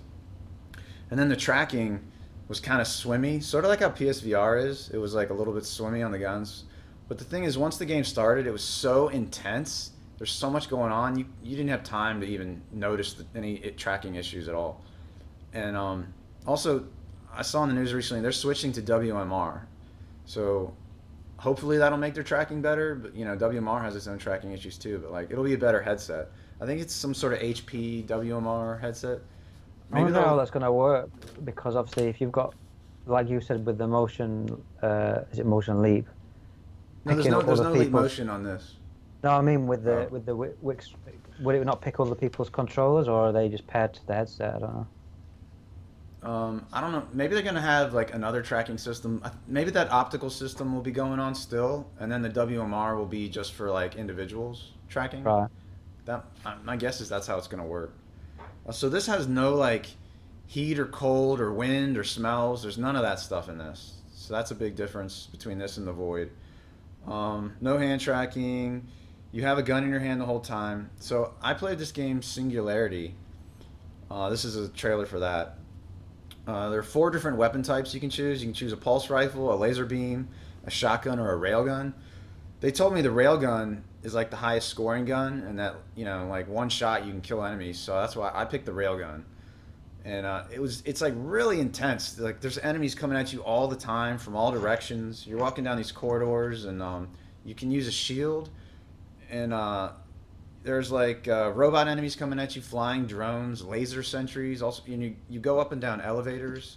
So like there's directed walking. There are like blue arrows on the floor that are telling you like where you should go, and like that's how like I need to walk through this doorway and go over here and do all this.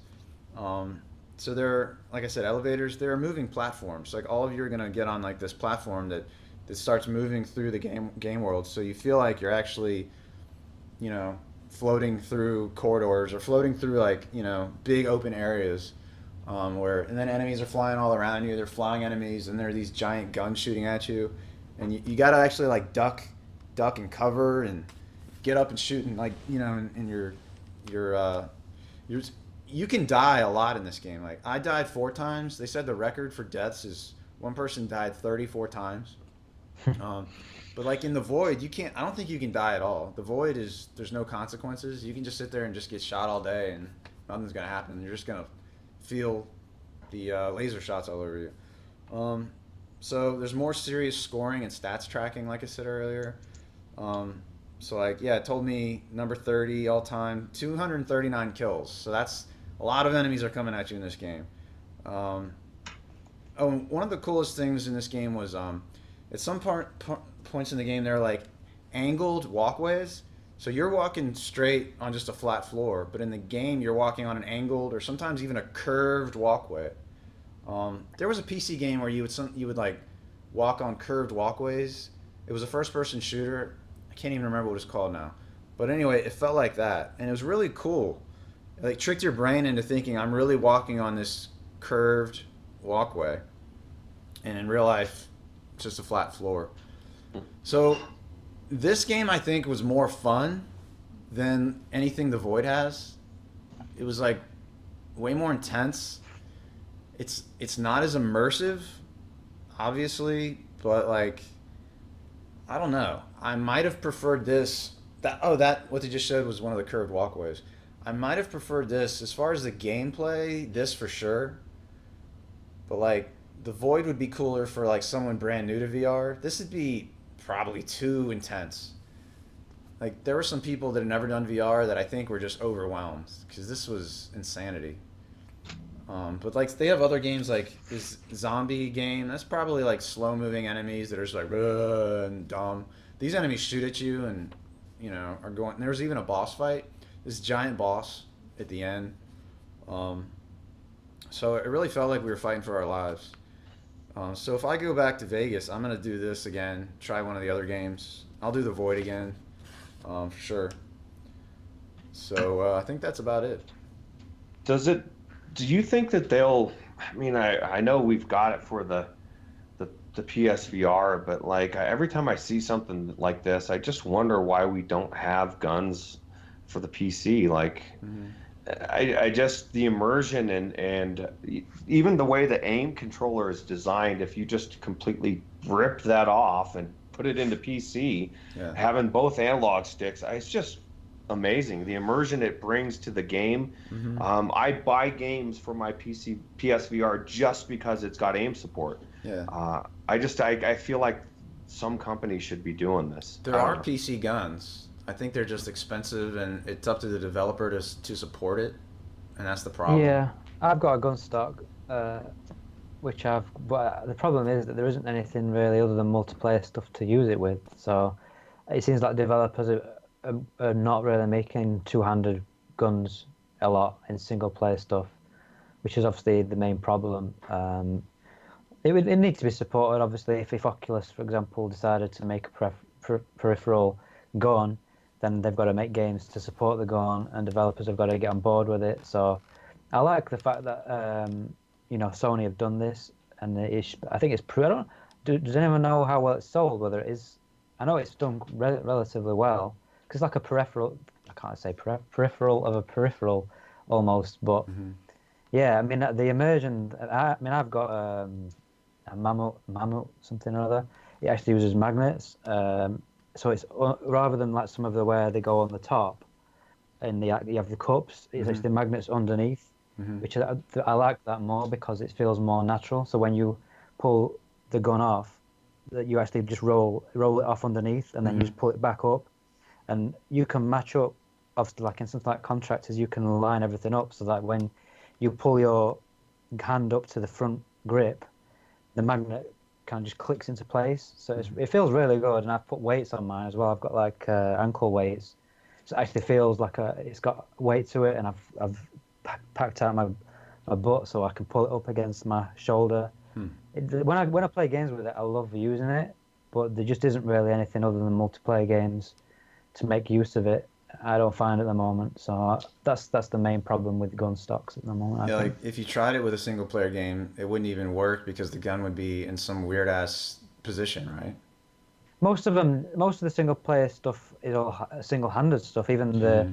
rifles, you don't really have to two hand them. You just kind of just hold them out. Hmm. Um, that's why these more serious like Onward and Contractors work because you've got the whole reload mechanic, and it just feels really cool when you're pulling your hand off and you're putting a magazine in and you just pop it up again. Hmm. It feels really good, and obviously you can steady it, the way that you can steady your aim, and when everything's one to one, so it does feel really good. I haven't tried an aim, but I imagine how good it must feel. And, And the benefit I've got is obviously I've got a butt, so I can actually pull it up to my Well, shoulder as well. So and well, oh, go ahead. what you're talking about is a game supporting the actual Rift controllers, whereas Roots is talking about an actual Like, separate peripheral gun yeah, that's what I'm that's going to saying. be even less supported.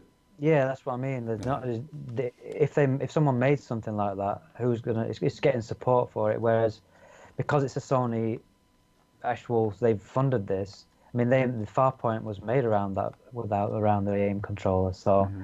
and obviously then other developers are now supporting the aim controller. So I just don't see us getting something like that on the PC. Personally, I don't think we'll get it. We'll get gun stocks that use the existing controllers, but I don't think we'll see anything that's a separate gun that doesn't use. You can it uses it's basically its own motion controller. There are Effectively. separate guns for PC, but they're hundreds of Well, dollars. yeah, they're very expensive, very expensive. But don't they use the existing motion controls to like latch on No, or there are ones that are clip totally on? separate. They're only like $250 or something ridiculous. Yeah, they're crazily priced, and you probably can't use them with anything. Like, who Well, knows? you're literally only going to use them for. I think Arizona Sunshine, they bought out their 200 weapon update, which was built around one of these guns. Hmm. But the gun is so expensive, no one's going to buy it. So I don't know whether they got paid to support it or what. But yeah, it's a problem. It's a problem with any of this stuff. It's like with the with the index controllers or knuckles. It's going to be down to the developers to support the features of that controller.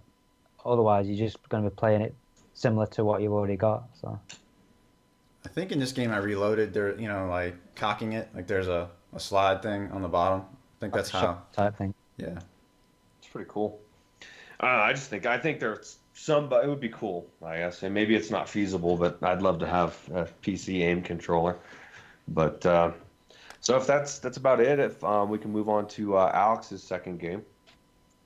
Yeah, this is more of an experience than a game, but after talking about the horror thing and everything, and obviously Wes recommended Affected the Manor, which I don't know if he was trolling me, but yeah, this I don't think this is a good introduction to horror because it scared the shit out of me. But I have actually recorded it, so I'll put a link in the description if anyone wants to watch. But yeah, I recorded it and I did it during the day while my girlfriend was out, and I'm glad I did because I screamed quite a few times in this.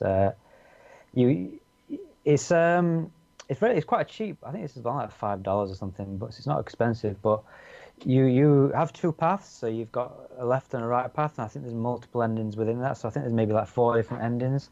So there is a little bit of replayability, but each playthrough is about 15 minutes long, so it's not, it really is a short sort of demo material almost.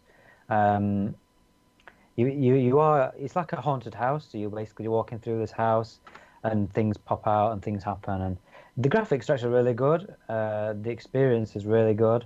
It's really well made. They've got a few different locomotion options, so you can have head orientated, use your controller orientated. So you got graphics settings. So if you've got depending on what graphics card you've got, you can obviously turn it up and down. You move with them like just the trigger. Basically, trigger makes you walk, and you walk quite slowly. So it's definitely just more of like a demo-y experience where you're just walking through the environment, and then pre-defined things happen. So there's nothing chasing you or anything like that where you've got to run away from anything. You're basically just constantly going down a single path, and then they'll throw things at you in your face. And there's this weird woman who there's something creepy about you, like girls, like these Japanese type girls with the long hair and they're really pale yeah, she got me quite a few times. And even when I knew that it was coming, I'd still scream. And I was honestly tense the entire time I was walking through this thing. My whole body was tense. At one point, I was literally shaking. I was swearing a lot. Yeah, it was an experience. But weirdly, when I came out of it, I kind of felt on a high, and I thought I definitely will do something again. I'll have to look at what. I'll maybe start with some more other short things. But if you watch the video, you'll see the last 5 minutes. I just wanted it to be over. I was literally just saying, let's just get it on with. I was just walking and just shouting almost, and yeah, I was just. It was 15 minutes of jump scares and me shitting myself. So It's awesome though, right? I don't know. Like you said, the adrenaline that it gives you is something that all of us VR veterans are chasing in one form or fashion. And for me, horror tends to be a good way to find it. Now, some people have become desensitized, so I almost envy you, Alex. Like I still have that, but it's not as intense as yours. Because I even went back in this and was just kind of walking around like it was nothing. Granted, I'd already been in it once, but it was not like some of the other ones where like you just with what is it, Dread Hall say you can get pretty creepy as fuck, man. Like really creepy. But yeah, so I guess Justin, you played this as well, correct? Yeah, this was a demo on the DK2 back, 2014. But they improved it. They improved this.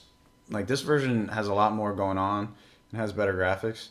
The old one, yeah, it had the manor, and then they also had like a mental institution that you walk through where psycho people are running around, and then there was also like a evil haunted like circus or carnival area. So that makes me think like maybe they'll just keep coming out with like maybe the next one we'll see is the mental hospital, and then the next one will be the carnival, because this is called the Manor. Like there were different. yeah, There was an elevator and there were different floors to go to see the different scary sections. Yeah, this was a lot more going on in this than I remember. Like all the stuff flying around and stuff, and just a lot more effects. I think better lighting and stuff.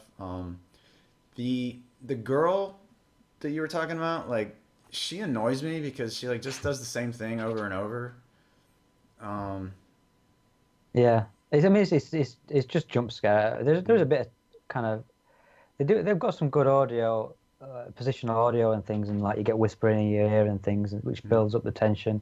But ultimately, it is like the same kind of jump scare over and over with this Yeah. girl. But Yeah. yeah, it got me. I mean, every time, even though I knew it was coming, I'd still literally scream out. And yeah, it, it's got a good production value though. The Yeah. graphics are really nice. The sound quality is really good.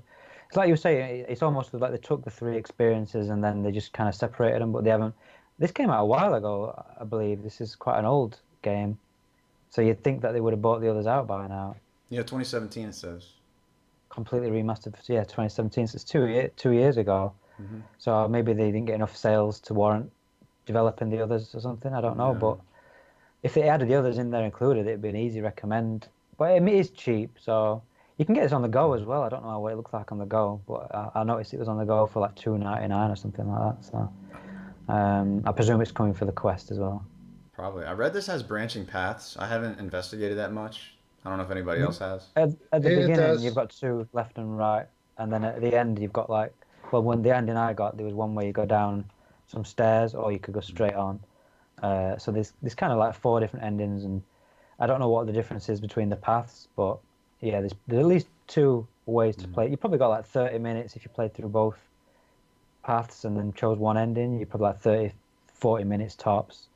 But it's really good demo material. Like if you want to put someone in and scare them, because it's slow moving, so you're not going to get not one's going to get sick, and it's really well done. So it certainly worked on me. And I'm going to look at the list of games and pick something else. And but what was that one you were talking about, Justin, where you're mixing potions and stuff? That looks quite cool. I might do that one next. Dreadeye. Yeah. Dreadeye, yeah, I might try that one because that looks like it's relatively short. And I just want to start with shorter stuff maybe until I get, and then record them and put them up. And well, that one you sit in one spot. You don't walk around or anything really. I don't think. yeah. Yeah. But it's cool. It's cool. It's like a fairground ride almost, like a haunted house fairground ride, but you're at your own home. So that's the sort of thing that VR does really well. Like you watch it. I mean, if you watch the video I put up, it's really dark. I did try brightening it up, but it's difficult sometimes to see what the hell's happening. But when you're actually in the headset, you see obviously a lot more. So it's one of those difficult things to convey to people watching on a flat screen what it feels like. But it felt really good and really well done. Yeah, Wes, did you get different endings? I don't know if I got the same ending as him or not. I think we got the same one because by his description, it sounds like it was the same place I ended up. You mean you didn't watch my video? I did watch your video. Oh. But when I played it, I took the left-hand path. Oh, right, okay. And I saw you take the right-hand path. Yeah. And it was very different than what I played. So after about 5 minutes or so, I turned it off and just listened to it because I didn't want to spoil it. Oh, right, okay. Yeah, there's a left-hand path and a right-hand path. And I took the left-hand path. I played this on PlayStation VR. And I think my video ended up being something like 45 minutes or something when I played through it. But I went very slow, and you know how I am. I pointed out every little detail I could find in every room, and I wasn't trying to run and holy hell, let's get done with this as quickly as possible. But I enjoyed it. I felt like the textures were a little bit dated, and the movement was a little bit slow, but the environments were certainly creepy, and it was pretty standard, basic haunted house jump scare machine. For the price that you can get this thing for, it's definitely worth it. And I watched another video on it about the version that Justin was talking about, and saw these other experiences, the mental hospital, and I forget what the other one was. And I really would like to see that stuff come over too. I'd like to experience that as well. But yeah, I know for a fact that there's a branching path at the beginning, and I experienced the same thing that you described as well.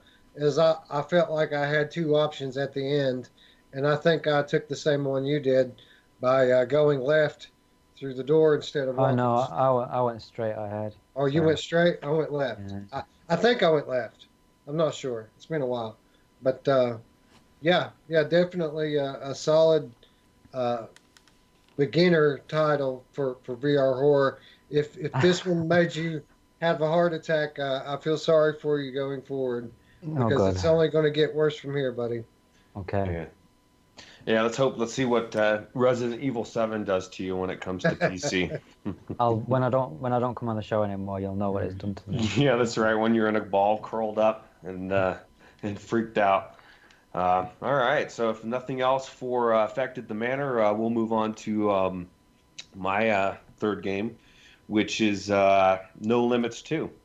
Now, the reason why I wanted to talk about this game, is because there's so many roller coaster things out there, apps, and most people try all the shitty ones, like all the shitty ones. Every single one that I've played that isn't this game, pretty much to some extent, is shit. I mean, it's okay. There's some that are okay.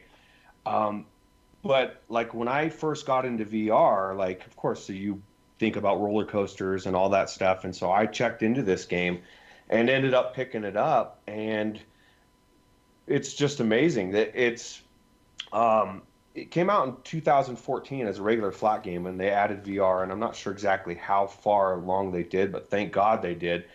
It boasts to be the most realistic roller coaster physics-wise, and I would agree. I don't know how they do it, but you can almost feel the G-force. Um, and what really shines about this is um, the created content from people on the online mode or the Steam workshop.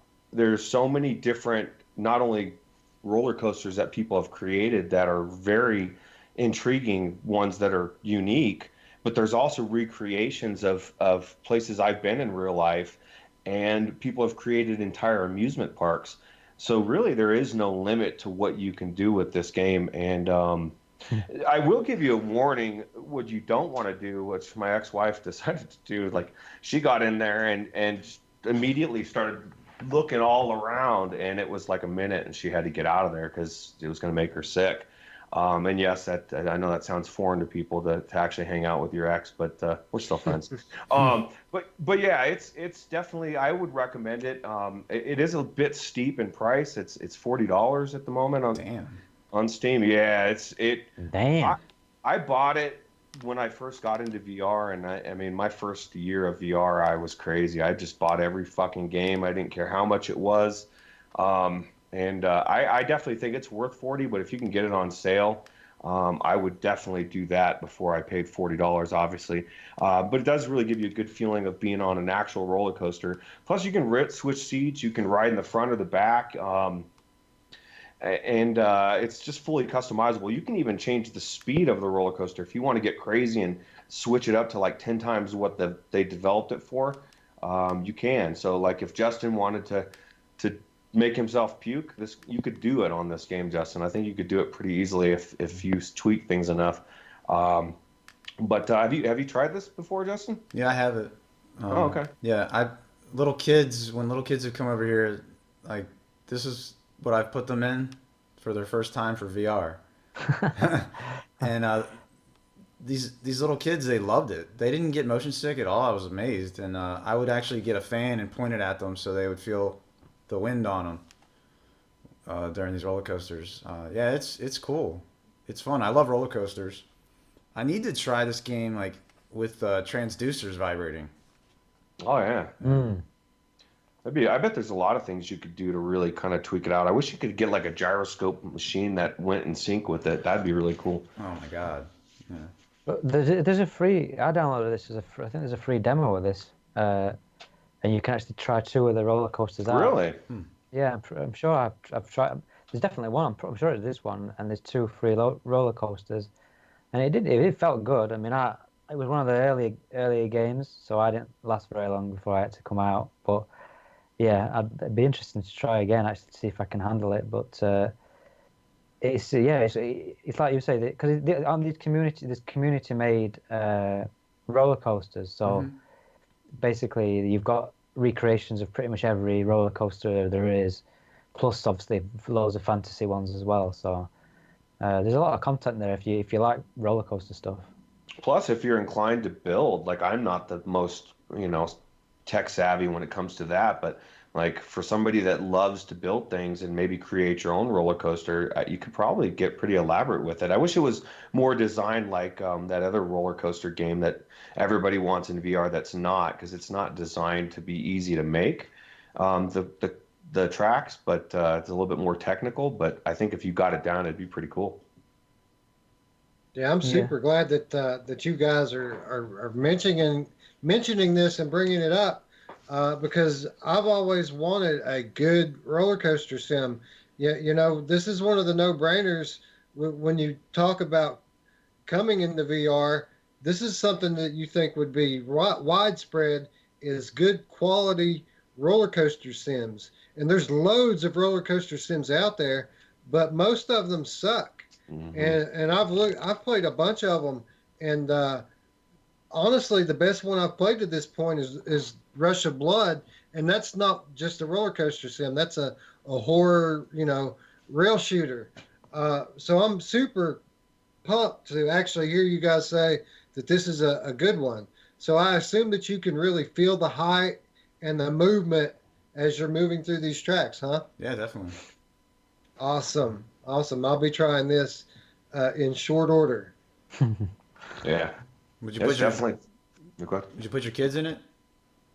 Oh yeah, they'll love it. They Mm. ride roller coasters, all the time. Anyway, we go to Kings Island through the summertime, and yeah, they'll love it. And like you said, for some reason, they're like immune to motion sickness, or VR sickness. They may get car sick, but you can put them in anything. They'll play Wipeout, no problem. You know, nothing in VR has really made any of them sick. Wow. Hmm. I wonder if that's just because we've got more time on this earth this way, and they that to compensate or overcompensate for. But I I don't don't know. know. It blows my mind sometimes the way they can go in it. Cool. All right. Well, unless anybody has anything else, we'll move on to Wes's last game. Okay, yeah. So I just wanted to talk a little bit about a game that we spoke about a few episodes ago, and that game is A Chair in a Room, Greenwater. So when this came out for PlayStation VR, I decided to play it on Steam and compare what I'm seeing versus what the PSVR community uh, are saying about it. And I enjoyed the game fairly well, but this is a mystery game. People kind of called this an escape the room game, but this is not really an escape the room game. This is a psychological mystery game, and basically, it's by Wolf and Wood, the same developer that brought us The Exorcist Legion VR, and it's very visually similar to The Exorcist Legion VR. Things look the same. It's the same high quality visuals and sound. But when I started this game, me and this game got off to a bad start because I come into it and it defaults into room scale. Like there's no locomotion options in it. You can't turn, you can't walk around. So I'm like, okay, that kind of sucks that it defaults to this. But I'll just go into the menu and change the options around and turn on the free movement and smooth turning. So I go into the menu and there is no option for free movement and smooth turning. And I know that's not right because I've seen videos of other people moving around in it. So as it turns out, they locked this game uh, into room scale only unless you meet a certain requirement. Your play area has to be so small before they give you access to the locomotion options. So literally, I tried to play it with room scale, but this was right after I broke my TV, playing Vacation Simulator. So I bumped into the wall a little bit. I touched my TV and I said, you know what? Screw this. I'm not playing it this way. So I had to go out of the game. I had to go into and run the setup for my play area again, bring my chaperone walls in a little bit closer, and sure enough, when I went back in the game, the options that should have been there to begin with were finally in there. So I got off to a bad start with it. I was really pissed off about that. Like I said earlier in this video, we should have options. I mean, I understand that the developers have a vision about the way they want their game to be played, but at the end of the day, the choice should be to the player, especially with something like locomotion. I mean, how are you going to lock somebody out? But anyway, after I got into the game, I soon forgot my anger that I felt on the first day because the mystery is put together in a very good way. You're a patient in a mental hospital, you're heavily medicated, and you're basically trying to put together your own identity and try to determine why you're in the mental hospital. After a while, you find out that you've left yourself little notes scrawled into the wall and into books, and you've left yourself all kinds of little messages and clues. And basically, how this thing works is you end up in this dormitory, which I'm not sure is even a real dormitory because you keep things in this room that I don't think the hospital staff would let you have. So I'm thinking maybe even this dormitory may be in your mind, but you know, that's a different topic entirely. But when you're in this dormitory, you find physical items that trigger things in your memory that put you into the different scenes of the game. And each scene being a different part of your story, going in chronological order. You start with the one that happened longest ago, and you basically you try to put together the story the best you can, you know, taking into account that you are an unreliable narrator and the fact that you're obviously have some psychosis and you're heavily medicated. So how much can you actually trust your own memories anyway? So anyway, the developers pretty much hold your hand through this one. They pretty much show you your story a piece at a time. Basically, the only challenge is finding the right items in the game to trigger the next vision. And at the end of the game, they spell out 90% of the story for you. They pretty much tell you who you are and why you're here in the last few scenes. But at the end, they do leave some things unanswered, and the ending is open-ended. So it makes me kind of feel like that maybe they were toying with the notion of a sequel, which I would like to see. I'd like to see where the story goes. But all in all, it's not as good as The Exorcist Legion VR. I don't think it's worth the $25 price tag they put on it. But for $15 or $20, it's solid. There's a few scares in it. It's a dark psychological mystery that is worth your time playing through if you're into story-driven games. Cool, Justin. You played this game as well, correct? Mm-hmm. Yeah, this was I think a launch game in 2016, and I played through it. I liked it, but I wasn't crazy about it. It's kind of an escape the room, but with levels. You know, puzzle. You got to do a puzzle here and there, and then you've done enough stuff to go to the next section. And the story, unlike West, the story confused me. Once I got to the ending, I was like, what's going on here? But I think I didn't pay enough attention. I barely remember it at this point. I don't know. That's about it. Well, I'll tell you one thing that confused me. You know, I mentioned earlier how I had to, I went in initially, but I couldn't play it because of the locomotion, and I had to go back out and come back in. Some things changed about the opening scene. It was different the second time I went in than the first time. The first time I went in, there was a red ball, like in the cups, and well, I mean that was in both times. But the first time I went through it, that ball turned into a spider. And that didn't happen the second time I went through the game. Also, something that was different about the first time I went in is that I read somewhere, either on the back of my hand or on a piece of paper, or maybe even scrawled into the wall. It said, "Be sure to read everything." It was like a note to myself telling me that I should read everything.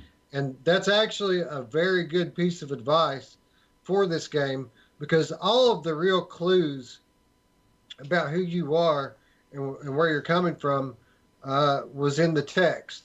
So if you didn't go through it and read all the little words and things on the little piece of a postcard or section of a magazine or newspaper, then you really wouldn't pick up the full story the way that I did, just because, I'm in the habit of reading everything anyway. But yeah, I found that interesting that the opening was different both times that I went in. That is, and it makes me wonder if that was intentional or if they. I mean, obviously they didn't. I don't know if you re-downloaded it or had an update since then, but that's pretty cool that there's two different things. Maybe because you're going crazy. I don't know. Maybe. Oh yeah, and they added an update at one point they called Missing Girl. Did you try that? No, I didn't. This is the first I've heard of it. Oh yeah, there's this. I don't know if PSVR has it, but PC has it, and it's just this one room, and it's pretty short. You could use it as demo material if you want to do some scary demo material, and it's pretty spooky. So that's all I'll say. I don't want to give any of that away. Do you launch that from inside the game, or is it a separate title? Yeah, from within the game. I think there's a picture on a door or something. Like maybe. Yeah, I saw that picture. It said "missing girl" on it. I just didn't even think anything about it. I was just like, "Hey, look, there's a missing girl." So you checked everything but that, though. Yeah, right. You could do that for your channel. Sure. Yeah. Well, I mean, I'm me. I'm a completionist. Yeah. On my channel, I play games start to finish. So if there's something in this game I didn't get to, I have to go back and do it, right? Yeah. Cool. Well, unless there's anything else on the chair in a room, that's pretty much does it for the 7th episode of Virtual Strangers. So. Nope. All right. Well, appreciate everybody checking this out, and we have links in the description to all of our channels for content. I just was told today that I need to start putting some more content out. No, actually, Wes was asking me like, "Hey, have you stopped putting out content?" I'm making them. I'm not editing them. I need to put it out. But yeah, we got those links down in the description. And as always, appreciate you checking us out. I want to say real quick, I just want to thank everybody that's been helping us spread the word about our channel and our show. We've been experiencing a little bit of growth lately, and I know it's due to our viewers getting the word out there. So I just want to say thank you to anyone who's helping us spread the word. And to those of you that are watching and are liking our show, if you haven't subscribed already, please subscribe, like it, and tell a friend. And yeah, again, thanks.